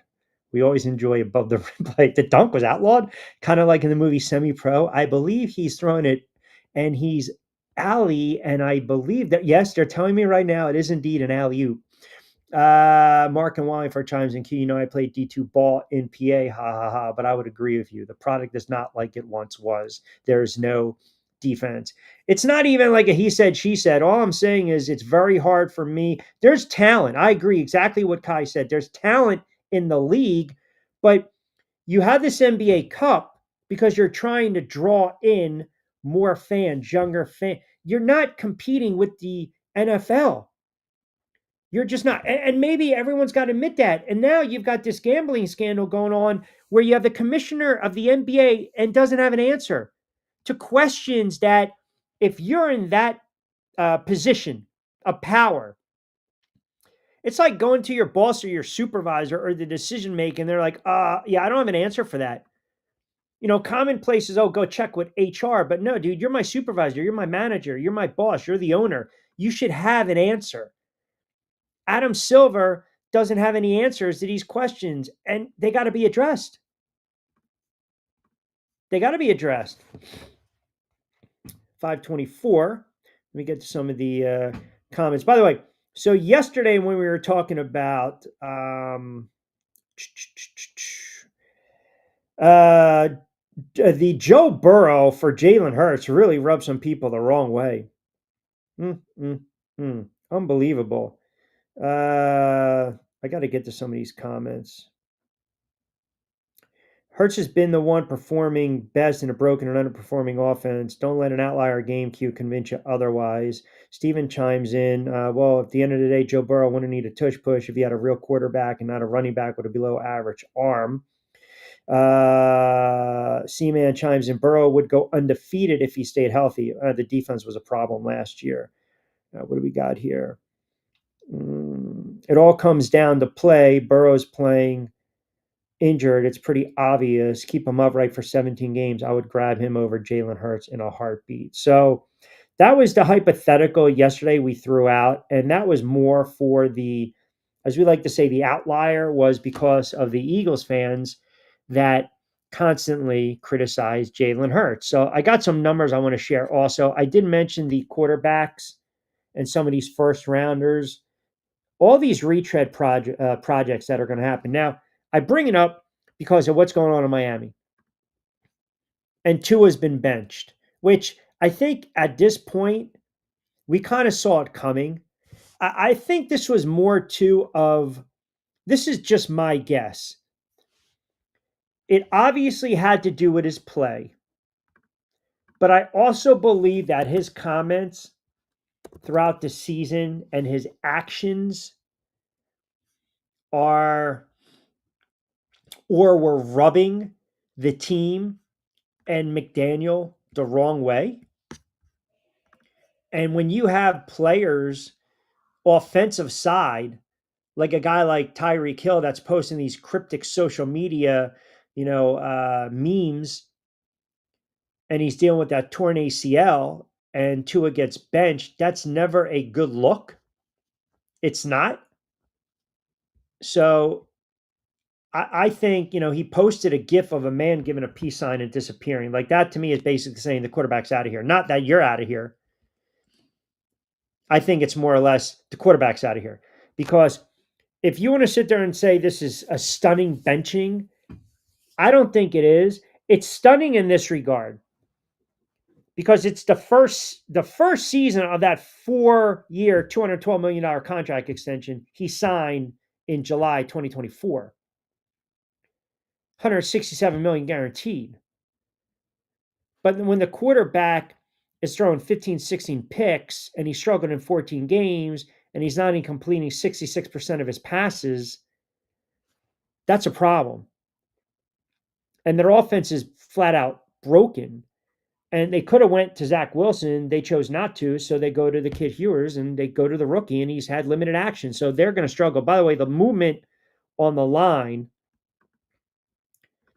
I don't think it makes a difference at this point, but just from a betting standpoint, it's 3.5.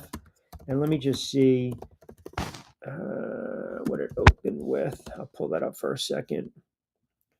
So it dropped. It was 4.5. Now it's 3.5, which is weird because they benched a quarter. Well, that's kind of an indictment on the quarterback, right?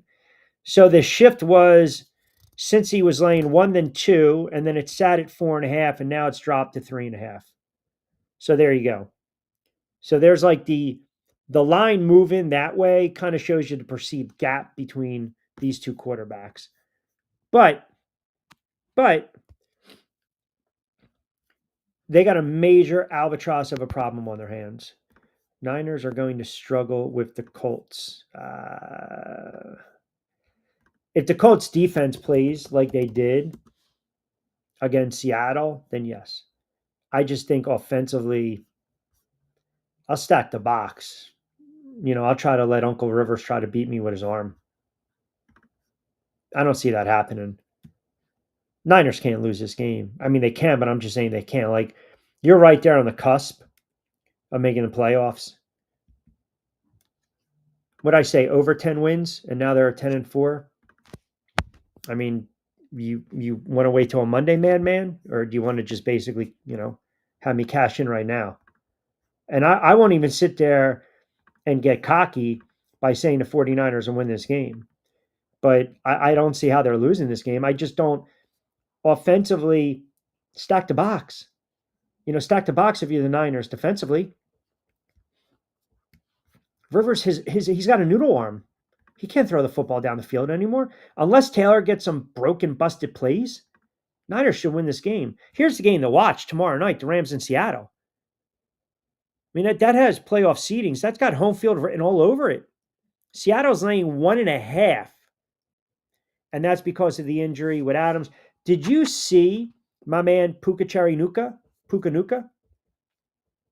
talking about the refs? Nakua on Twitch, he's streaming, talking about the refs making the worst calls to get on TV. Did you guys see that story? What are you doing? What are you doing? You're going on a live stream last night and you think the NFL referees make calls just to get shown on TV during games? You can think it, but you don't say it out loud. Oh, come on. Like, what are we doing here?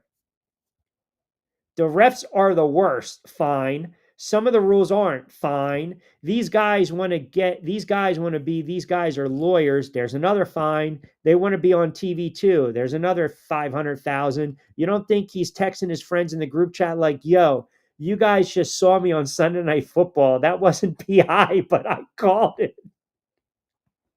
What?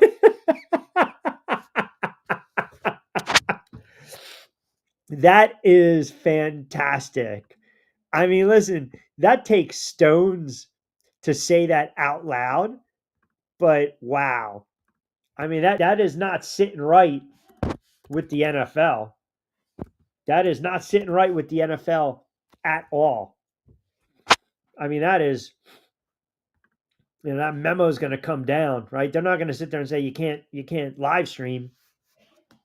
So he was asked whether refs are really doing things like that, calling pass interference where there wasn't any. And he said, I mean, these guys are human beings too, bro.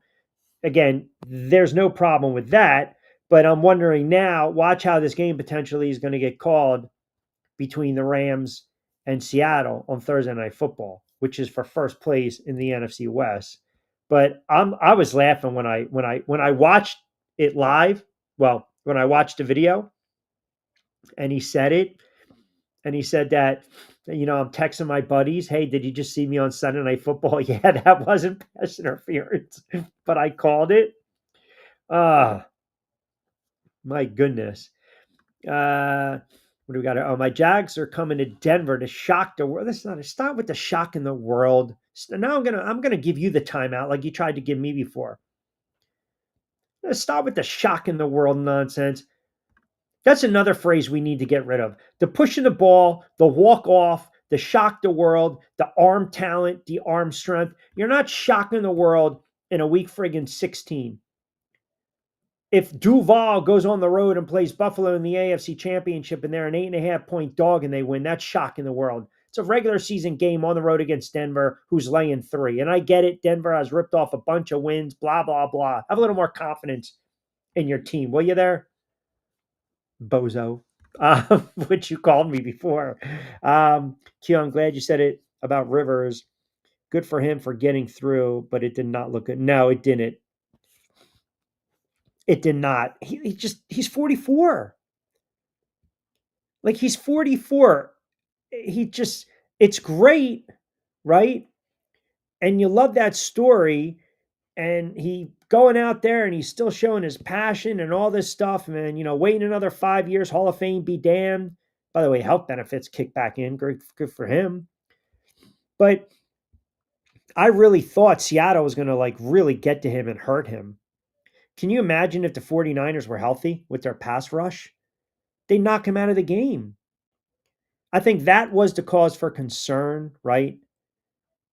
That was the cause for concern, but they're going to play it out with Phillip Rivers. And I told you this, I think a lot of it has to do with the fact that the franchise is very enamored with him. They're very enamored with him. And look, he's a Hall of Fame quarterback. I mean, he's well past his prime. He's still a professional quarterback, but it's just he's got a noodle arm. And if they're down 17-3 in this game and the 49ers are shutting down Taylor, Rivers going to have to throw him back in the game. And I don't see that happening. Now, their defense played exceptional. I did not think their defense was that good. And maybe it was a product of Seattle having an off kind of day. But they really slowed down that Seattle offense. I mean, you're talking about a Seattle team, the last 3 games, 30, 26, 37 points. And that defense held them to 18 points. That defense held them to 6 field goals. And 1 came at the gun. Broncos country, let's ride. Oh, how about that? Michael chimes in. Yeah, all right, there we go. It's always good. 5:36. That should be the Bronco minute. Let me see. Q, if New England is the 2 seed, who would be the worst matchup for them? For New England?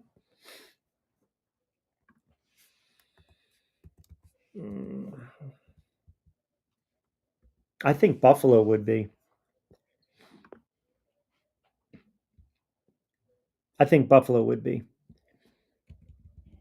But if the playoffs were to start, and if we're going by right now, Denver's number 1, New England's number 2, the 7th seed would actually be the Texans. It wouldn't be the Bills. But if you asked who I think is a tough matchup, I think anytime you have a playoff game that involves divisional opponents and it's the 3rd meeting, it would have been, and it's vastly different if New England wins that game and they have to play Buffalo in the playoffs. We all know it's, quote, very hard to beat a team 3 times in one season. But I think Buffalo, AFC East, there's familiarity there. Texans have a very good defense.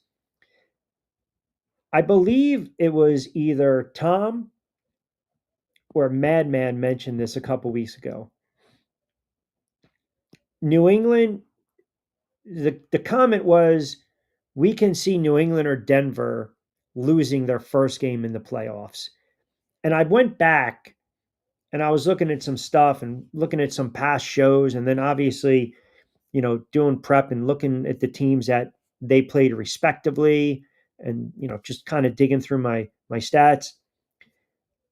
If you were to ask me which team had the greater chance, which these teams that have come on that we didn't expect this year, like what's more likely to happen? New England losing their first playoff game or Denver losing their first playoff game, I would be more inclined, believe it or not, to say New England. And the only reason I'm saying that, right now, Drake May edges Bo Nix. You just can't be a prisoner of the moment on both sides. May struggled against Buffalo. Nix lit it up the other day against Green Bay, a good defense. I'm talking about total body of work for the season because Drake May was in the MVP conversation. I don't like a matchup for the Patriots against Buffalo because you're talking about the Bills being a playoff tested team. They can run the football. They've got Josh Allen. You got a veteran head coach. Now, what would worry me for Buffalo is that you can run on them. You can run on them. And that worries me a little bit. And if Denver actually figured out a way to get their ground game going, they can rely on their defense. But, Jacksonville can run the ball a little bit. The Steelers are kind of hit or miss. The Chargers have kind of been hit or miss. It's not like the Colts are there with Taylor and say if Daniel Jones was healthy, then I would say, man, Taylor can run right through that Buffalo defense. But I'm talking quarterback, and I'm talking about the body of work with these teams. And if the Patriots draw the Bills, if the Bills drop to that 7th seed and draw them, that is a tough matchup for them. It really is. Because now Buffalo's in their head. Buffalo's in their head. They were up 21-0 and they blew that lead. So to me, that's the bad matchup. And the Texans are a good team, but the Texans now, maybe the Texans are just coming on late. Maybe the Texans are that quote, man, you don't want to see this team in the playoffs because they're getting hot at the right time, which is another cliche that we throw out there. But they are hot. I mean, some of these teams have been on some really good winning streaks, right? That long streak by Denver, that long streak by New England. The Texans have won 6 straight. They've got the Raiders, the Chargers, the Colts. These are all winnable games. So maybe they are, that, giant team from years ago, that Eagles team, that 49er team, that Colt team back in the day. These teams are getting hot at the right time. The Texans have a good defense. They do. Texans have a really good defense. The Texans can run the football, and a lot of this is going to fall on the shoulders of Stroud. It really is. It's going to fall on the shoulders of Stroud. Now, are you going to get the 22 of 28 for 260 and 4 touchdowns, CJ Stroud? Or are you going to get the 23 of 32 for $186 and no touchdowns and a pick? Like, he's such a hit or miss quarterback. He really is. And come playoff time, they also got to keep him upright. My one concern with the Texans, if they were to play a team like Denver, I think Denver beats them because Denver gets to the quarterback. The Texans' offensive line has not played well over the last month or two. They just haven't. They've given up, I think, 7 sacks in 3 games. So now you're going against a Denver team that gets to the quarterback. But the Texans could be that sleeper. I think the AFC is wide open. I think you just figured out, Q. With all those kids, he probably needs the benefits. As a father, I can totally sympathize with the decision, and I think I might root for him. Listen, I honestly, I read that. I didn't think about it until, because he's got a lot of kids, does he not? How many kids does he have? He's got 10 children, I believe. 10 children. And I think now because he comes back in the NFL, he gets 5 more years of health insurance for his kids. Like we always talk about, coming back and it's the money and the ego. I think this is a situation where Indianapolis, and this again, for all the people that said, well, why didn't you go after other quarterbacks? This also lets you know Indianapolis, when I say doing right, the situation just broke in the right way. Unfortunately, Daniel Jones gets hurt. So they're looking around saying, okay, we got to figure out a way to get into the playoffs, right? Taylor's having a good year. Defense is starting to come on. We don't have Daniel Jones. Richardson, dealing with the eye. We can't trust him. Let's go and get a guy off the sofa. Oh, by the way, we know a guy that knows the offense, and we're really enamored by him. We really respect him as a player and a man. So because, and this is where you also have to give credit to Phillip Rivers. Because maybe there's a guy out there sitting there saying, well, if I take a snap, I have to wait 5 more years for my Hall of Fame eligibility. Phillip Rivers is basically saying, I don't really care about that right now. I get 5 more years of health insurance for 10 kids. So I'm going to play. So yeah, you root for him in that regard. And, I hate the fact that the negative, because there's always those people, they can't enjoy like a nice story, if that makes sense. Like they can't enjoy a nice story of a guy coming back and here you go. And now you're going to get oh, well, hold on a second. Now he exposed a loophole. Are we really going to do that? The NFL makes how much money? The NFL can afford health care for players. The guy's playing the game. He's putting his body on the line at 44 years of age. It's absolutely asinine to think there's a loophole. Like, good for him. Seriously, good for him. And that's the NFL. But Phillip Rivers has left his body plastered all over stadiums throughout the course of his career. So he's earned the right now that he's taken a snap. And I got 10 kids and I got 10 mouths to feed and I need health insurance. Good. So you don't have to sit there and say swindle. That's just corny. Q, can you see Buffalo winning 3 straight road games and making the Super Bowl? It depends on where they would have to go.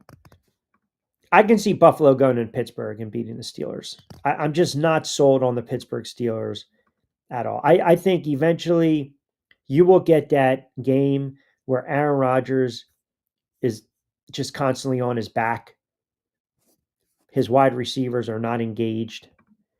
The other thing with Pittsburgh, if you go back and you look at the Steelers early on in the season, look at their wins. Look at their wins. If we're going to have this argument with New England, then let's have it with Pittsburgh. They beat the Jets. Now, they did beat the Pats, but that was the 3rd week of the season. They beat a bad Vikings team, a bad Browns team. They stubbed their toe against Cincinnati. If you remember, that was a wild friggin' game. And oh, by the way, Burrow wasn't starting that game. That was old man Flacco. They lost to the Packers. They beat the Colts. They lost to the Chargers. They beat a bad Bengals team. They lost to the Bears and the Bills. They've got the Ravens this weekend. And if you're a Ravens, I'm sorry, they have the Ravens this weekend. If you're a Ravens fan, no, pardon me. Please, pardon me. They have the Lions this weekend. If you're a Ravens fan, you're watching this game for a couple of reasons. Obviously, you want the Lions to beat the Steelers, but you're also looking at it from this standpoint. The Ravens have struggled against the run. So a lot of these teams now are looking at Pittsburgh. Pittsburgh can't really run the ball with really any type of success. They just can't. And now you've got to see the Steelers win. Last game of the season. So they're going to watch this game because I think this could be a Derrick Henry type of game to close the season. Pittsburgh can't run the ball. They can't stop the run. Baltimore's has issues with their defense, but if they can get Derrick Henry running downhill and getting those big chunk plays, that's why you're going to see if the Lions, this is the game, if you're Detroit, Pittsburgh's got to go on the road. The Lions should be able to put up some points and move the football, and they should just be able to run the ball down the Steelers' throat. They should. They really should. They should be able to run the football down their throat. I mean, Miami only ran the ball 16 times. Some of these teams just refuse to stick with the run. But then you go to the game, Chicago did the same thing. They only ran it 12 times. And conversely, Pittsburgh ran all over Chicago in that game. Go figure. That's the NFL. If I'm the Ravens, when I play them the last game of the season, I am running Derrick Henry into the ground. They ran for 213 when they played, even though Pittsburgh won that game. They ran for 213 yards. And they kept the Steelers in check. So I don't like the Steelers. I think if Buffalo went into Pittsburgh, I think they beat the Pittsburgh Steelers. If Buffalo went in New England, we already saw it. Can Buffalo go into Denver in the AFC Championship and beat Denver. I mean, that would be Josh Allen time, would it not? That would be like that's your moment if you're Josh Allen, because now you've gotten through potentially Baltimore, you've gotten through potentially the Texans, or you've gotten through New England, and now all that stands in your way is a young quarterback and a hell of a defense. But if you want to be that, and I know Vince doesn't like when I say this, Superman quarterback, if you're Josh Allen, that's a game you have to win. I don't know. I don't really have an answer. Any team can go on the road and have a run. I mean, we've seen it. I've seen it. I saw it in 2007. Giants went on the road. They beat Tampa. They went on the road. They beat the Cowboys. They went on the road in Lambeau and they beat Green Bay. We've seen teams have these runs before. Houston and Buffalo should worry Denver and New England a lot. Thoughts? I trust Buffalo. Well, I'm torn. I trust Buffalo Allen over Stroud, but I trust the Texans defense over Buffalo's defense, if that makes sense. Because I've seen what Houston's defense can do, and I've seen how bad Buffalo's defense can do, especially their run defense. You just can't get gashed like some of these teams do. You can't mask it. Even when you stack the box and teams are running on you, that's embarrassing. They're 10-4, Buffalo is, but they're not like your, great 10-4 type of team. They're not. They're going to have to rely on offensively. They've got weapons. They've got skill players. They have good wide receivers. They have a very good tight end. But Buffalo, to me, is going to have to rely on James Cook and Josh Allen offensively. That's really, and the other thing that not a lot of talking heads have mentioned when we're talking about Buffalo is the fact that their offensive line, when they're good, they're really good. And when they're bad, they're really bad. Like, for instance, the game against Houston where they allowed 8 sacks. So, like, what offensive line is going to show up? And I get it. Some of these teams are banged up. Sometimes you're getting them at the right time. That's what it's all about in the playoffs. If you're Buffalo right now, Kincaid's a little banged up. The left tackle, Dawkins, is banged up. The defense, they got a little issues with their middle linebacker. I think Bernard's questionable. Phillips, the backup, he's also a little banged up as well. So they do have some issues, right? Special teams as well. I mean, again, that's not a good thing. I mean, they don't have Prater. He's going to be out. So you got to get a kicker for the playoffs. So right now, it's a war of attrition in the NFL with some of these teams. It really is. And this could be the year where, as I mentioned, you're not going to worry about Kansas City. There's no worry whatsoever about Kansas City. None. They're done. They're done. So you just don't even have to worry about it. The Jets are going to stick with Brady Cook again. And this is another reason that I think Aaron Glenn gets a pass, because he's gone through 3 quarterbacks. Now, is that by design? No. Justin Fields, you knew, was done when Woody Johnson came out and said the quarterback's got to play better. And Tyrod Taylor, again, is a guy that's constantly hurt. He's not Jacoby Brissett. Taylor's a good quarterback, a veteran quarterback, I should say a journeyman quarterback, a serviceable quarterback, but at 36, he's not the answer. If the Jets figure out a way, if the Giants get the top pick and they trade it with the Jets are drafting Mendoza. I mean, that might be the worst kept secret in the NFL. TV chimes in. Q, any thought to Gruden coming back to the NFL? Well, he's not going to the Giants. And I would say that, Gruden still has a lawsuit going on with the NFL. If I'm not mistaken, I think he still does. Man, there's got to be a lot of PR hits when you're taking a shot with Gruden from those emails and some of the really nasty stuff that he said. I mean, racist stuff, homophobic stuff. It's one of the reasons that he, quote, resigned, was going to get fired from the Raiders in 2021, right? Was that $100 million, whatever the lawsuit is? Going after the NFL, Roger Goodell. I just don't know. I mean, we've seen other coaches with some scandals get opportunities or some baggage or some, questionable character, right? I'm not a Gruden fan. I'm not. Like, Gruden pretty much told you who he really was or how he really thinks with those emails. They were disgusting. Like, if I'm an owner, I'm not hiring this guy. Absolutely not. Absolutely not. So he can sit there and say the NFL is blackballing him. They're trying to block him. Whatever. You did it to yourself, man. Like, hold yourself accountable. And Gruden is doing his stuff, right? Doing his stuff with Barstool, making money, putting videos out there. I would not hire John Gruden. I would not.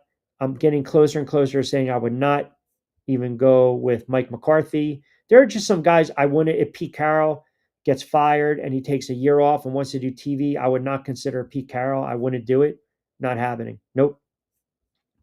Imagine if Gruden commented on the Knicks Cup celebration.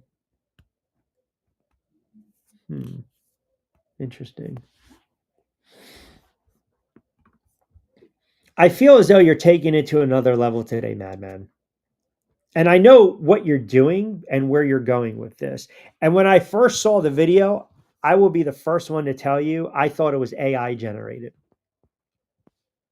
Now, if you want me to be fair, I won't get cocky about the Knicks winning the NBA Cup. But you know what I'll do?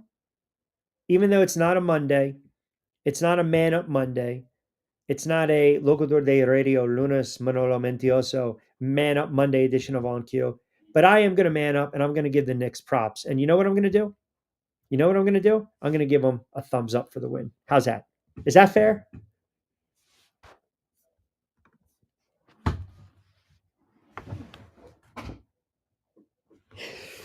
Yeah.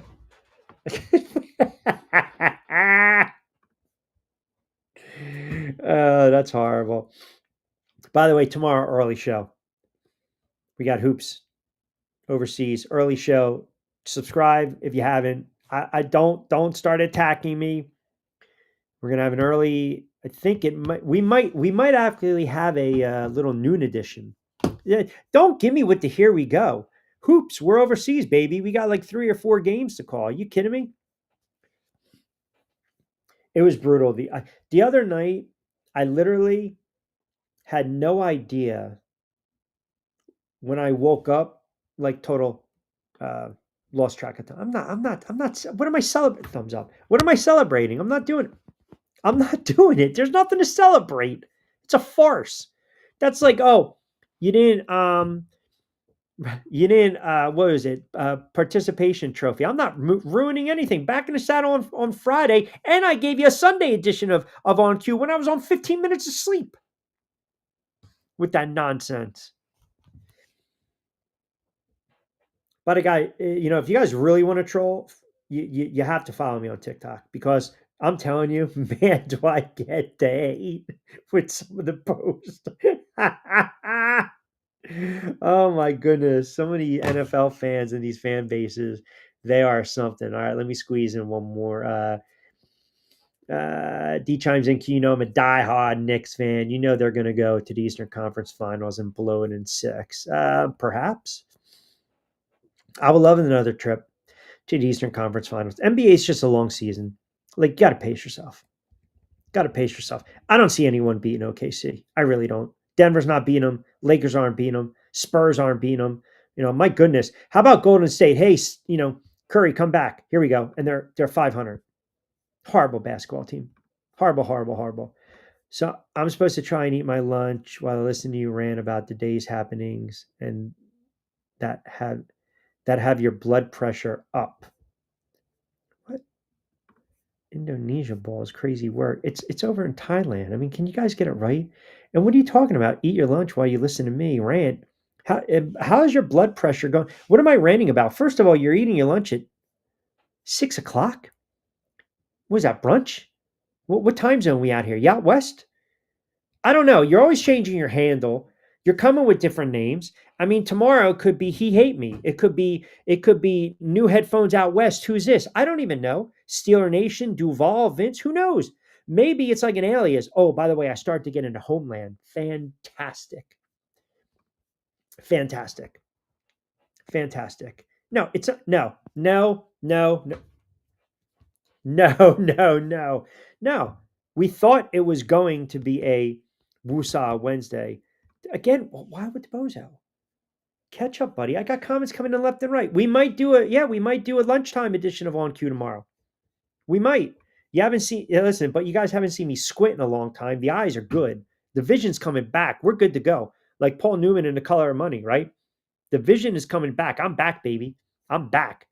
What is this exactly, Vinny? You tune me in, you download the Odyssey app, you search Coastal Sports Digital Network, you follow me on social, you get the little ring, ring, ring notifications, do you not, on the YouTube channel, and we're off and running. And then we're back in the saddle on Friday, and I'm going to do you guys a service. I think we'll come back on the air for a Saturday edition of On Cue. What do you say?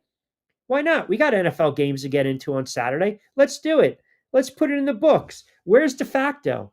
He's been nowhere to be found. We're going to break down the Eagles, Washington, the Packers, and the Bears. There, you have it. Hold me to it. Mark the tape. Saturday edition On Cue makes up for me having to do an early show tomorrow.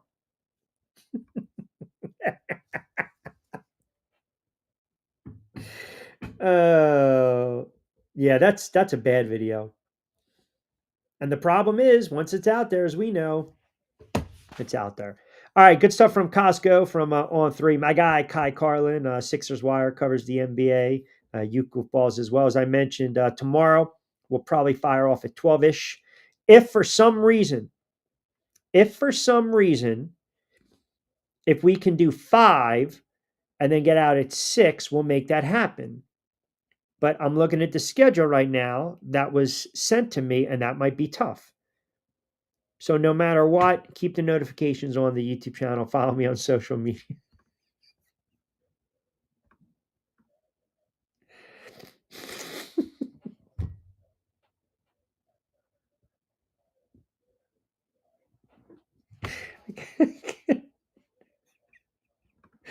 I can't. You guys are like a dog on a bone. You just don't.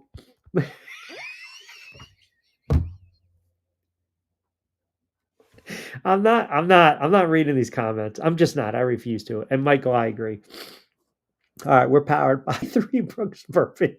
Get ready with tea, fresh roasted coffee, play it against sports. Don't forget BYP, 20% off your first purchase. A new episode of BYP dropping later on this week. You can tune in every Saturday and Sunday, 11 to 12 on NY48 WWON. I refuse to read these comments. Even these texts that are coming in on X, I refuse to read them. I'm not.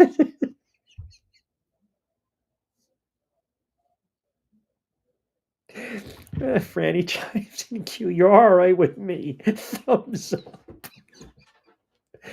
Oh my god! I mean, seriously.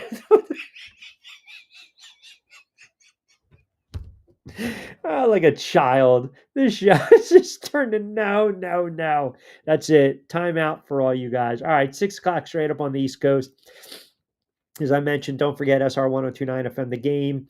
Check out the YouTube channel. Subscribe for the notifications tomorrow. As I said, either a noon edition or 5 o'clock edition. We will be back on the air tomorrow. It's just a question of what time.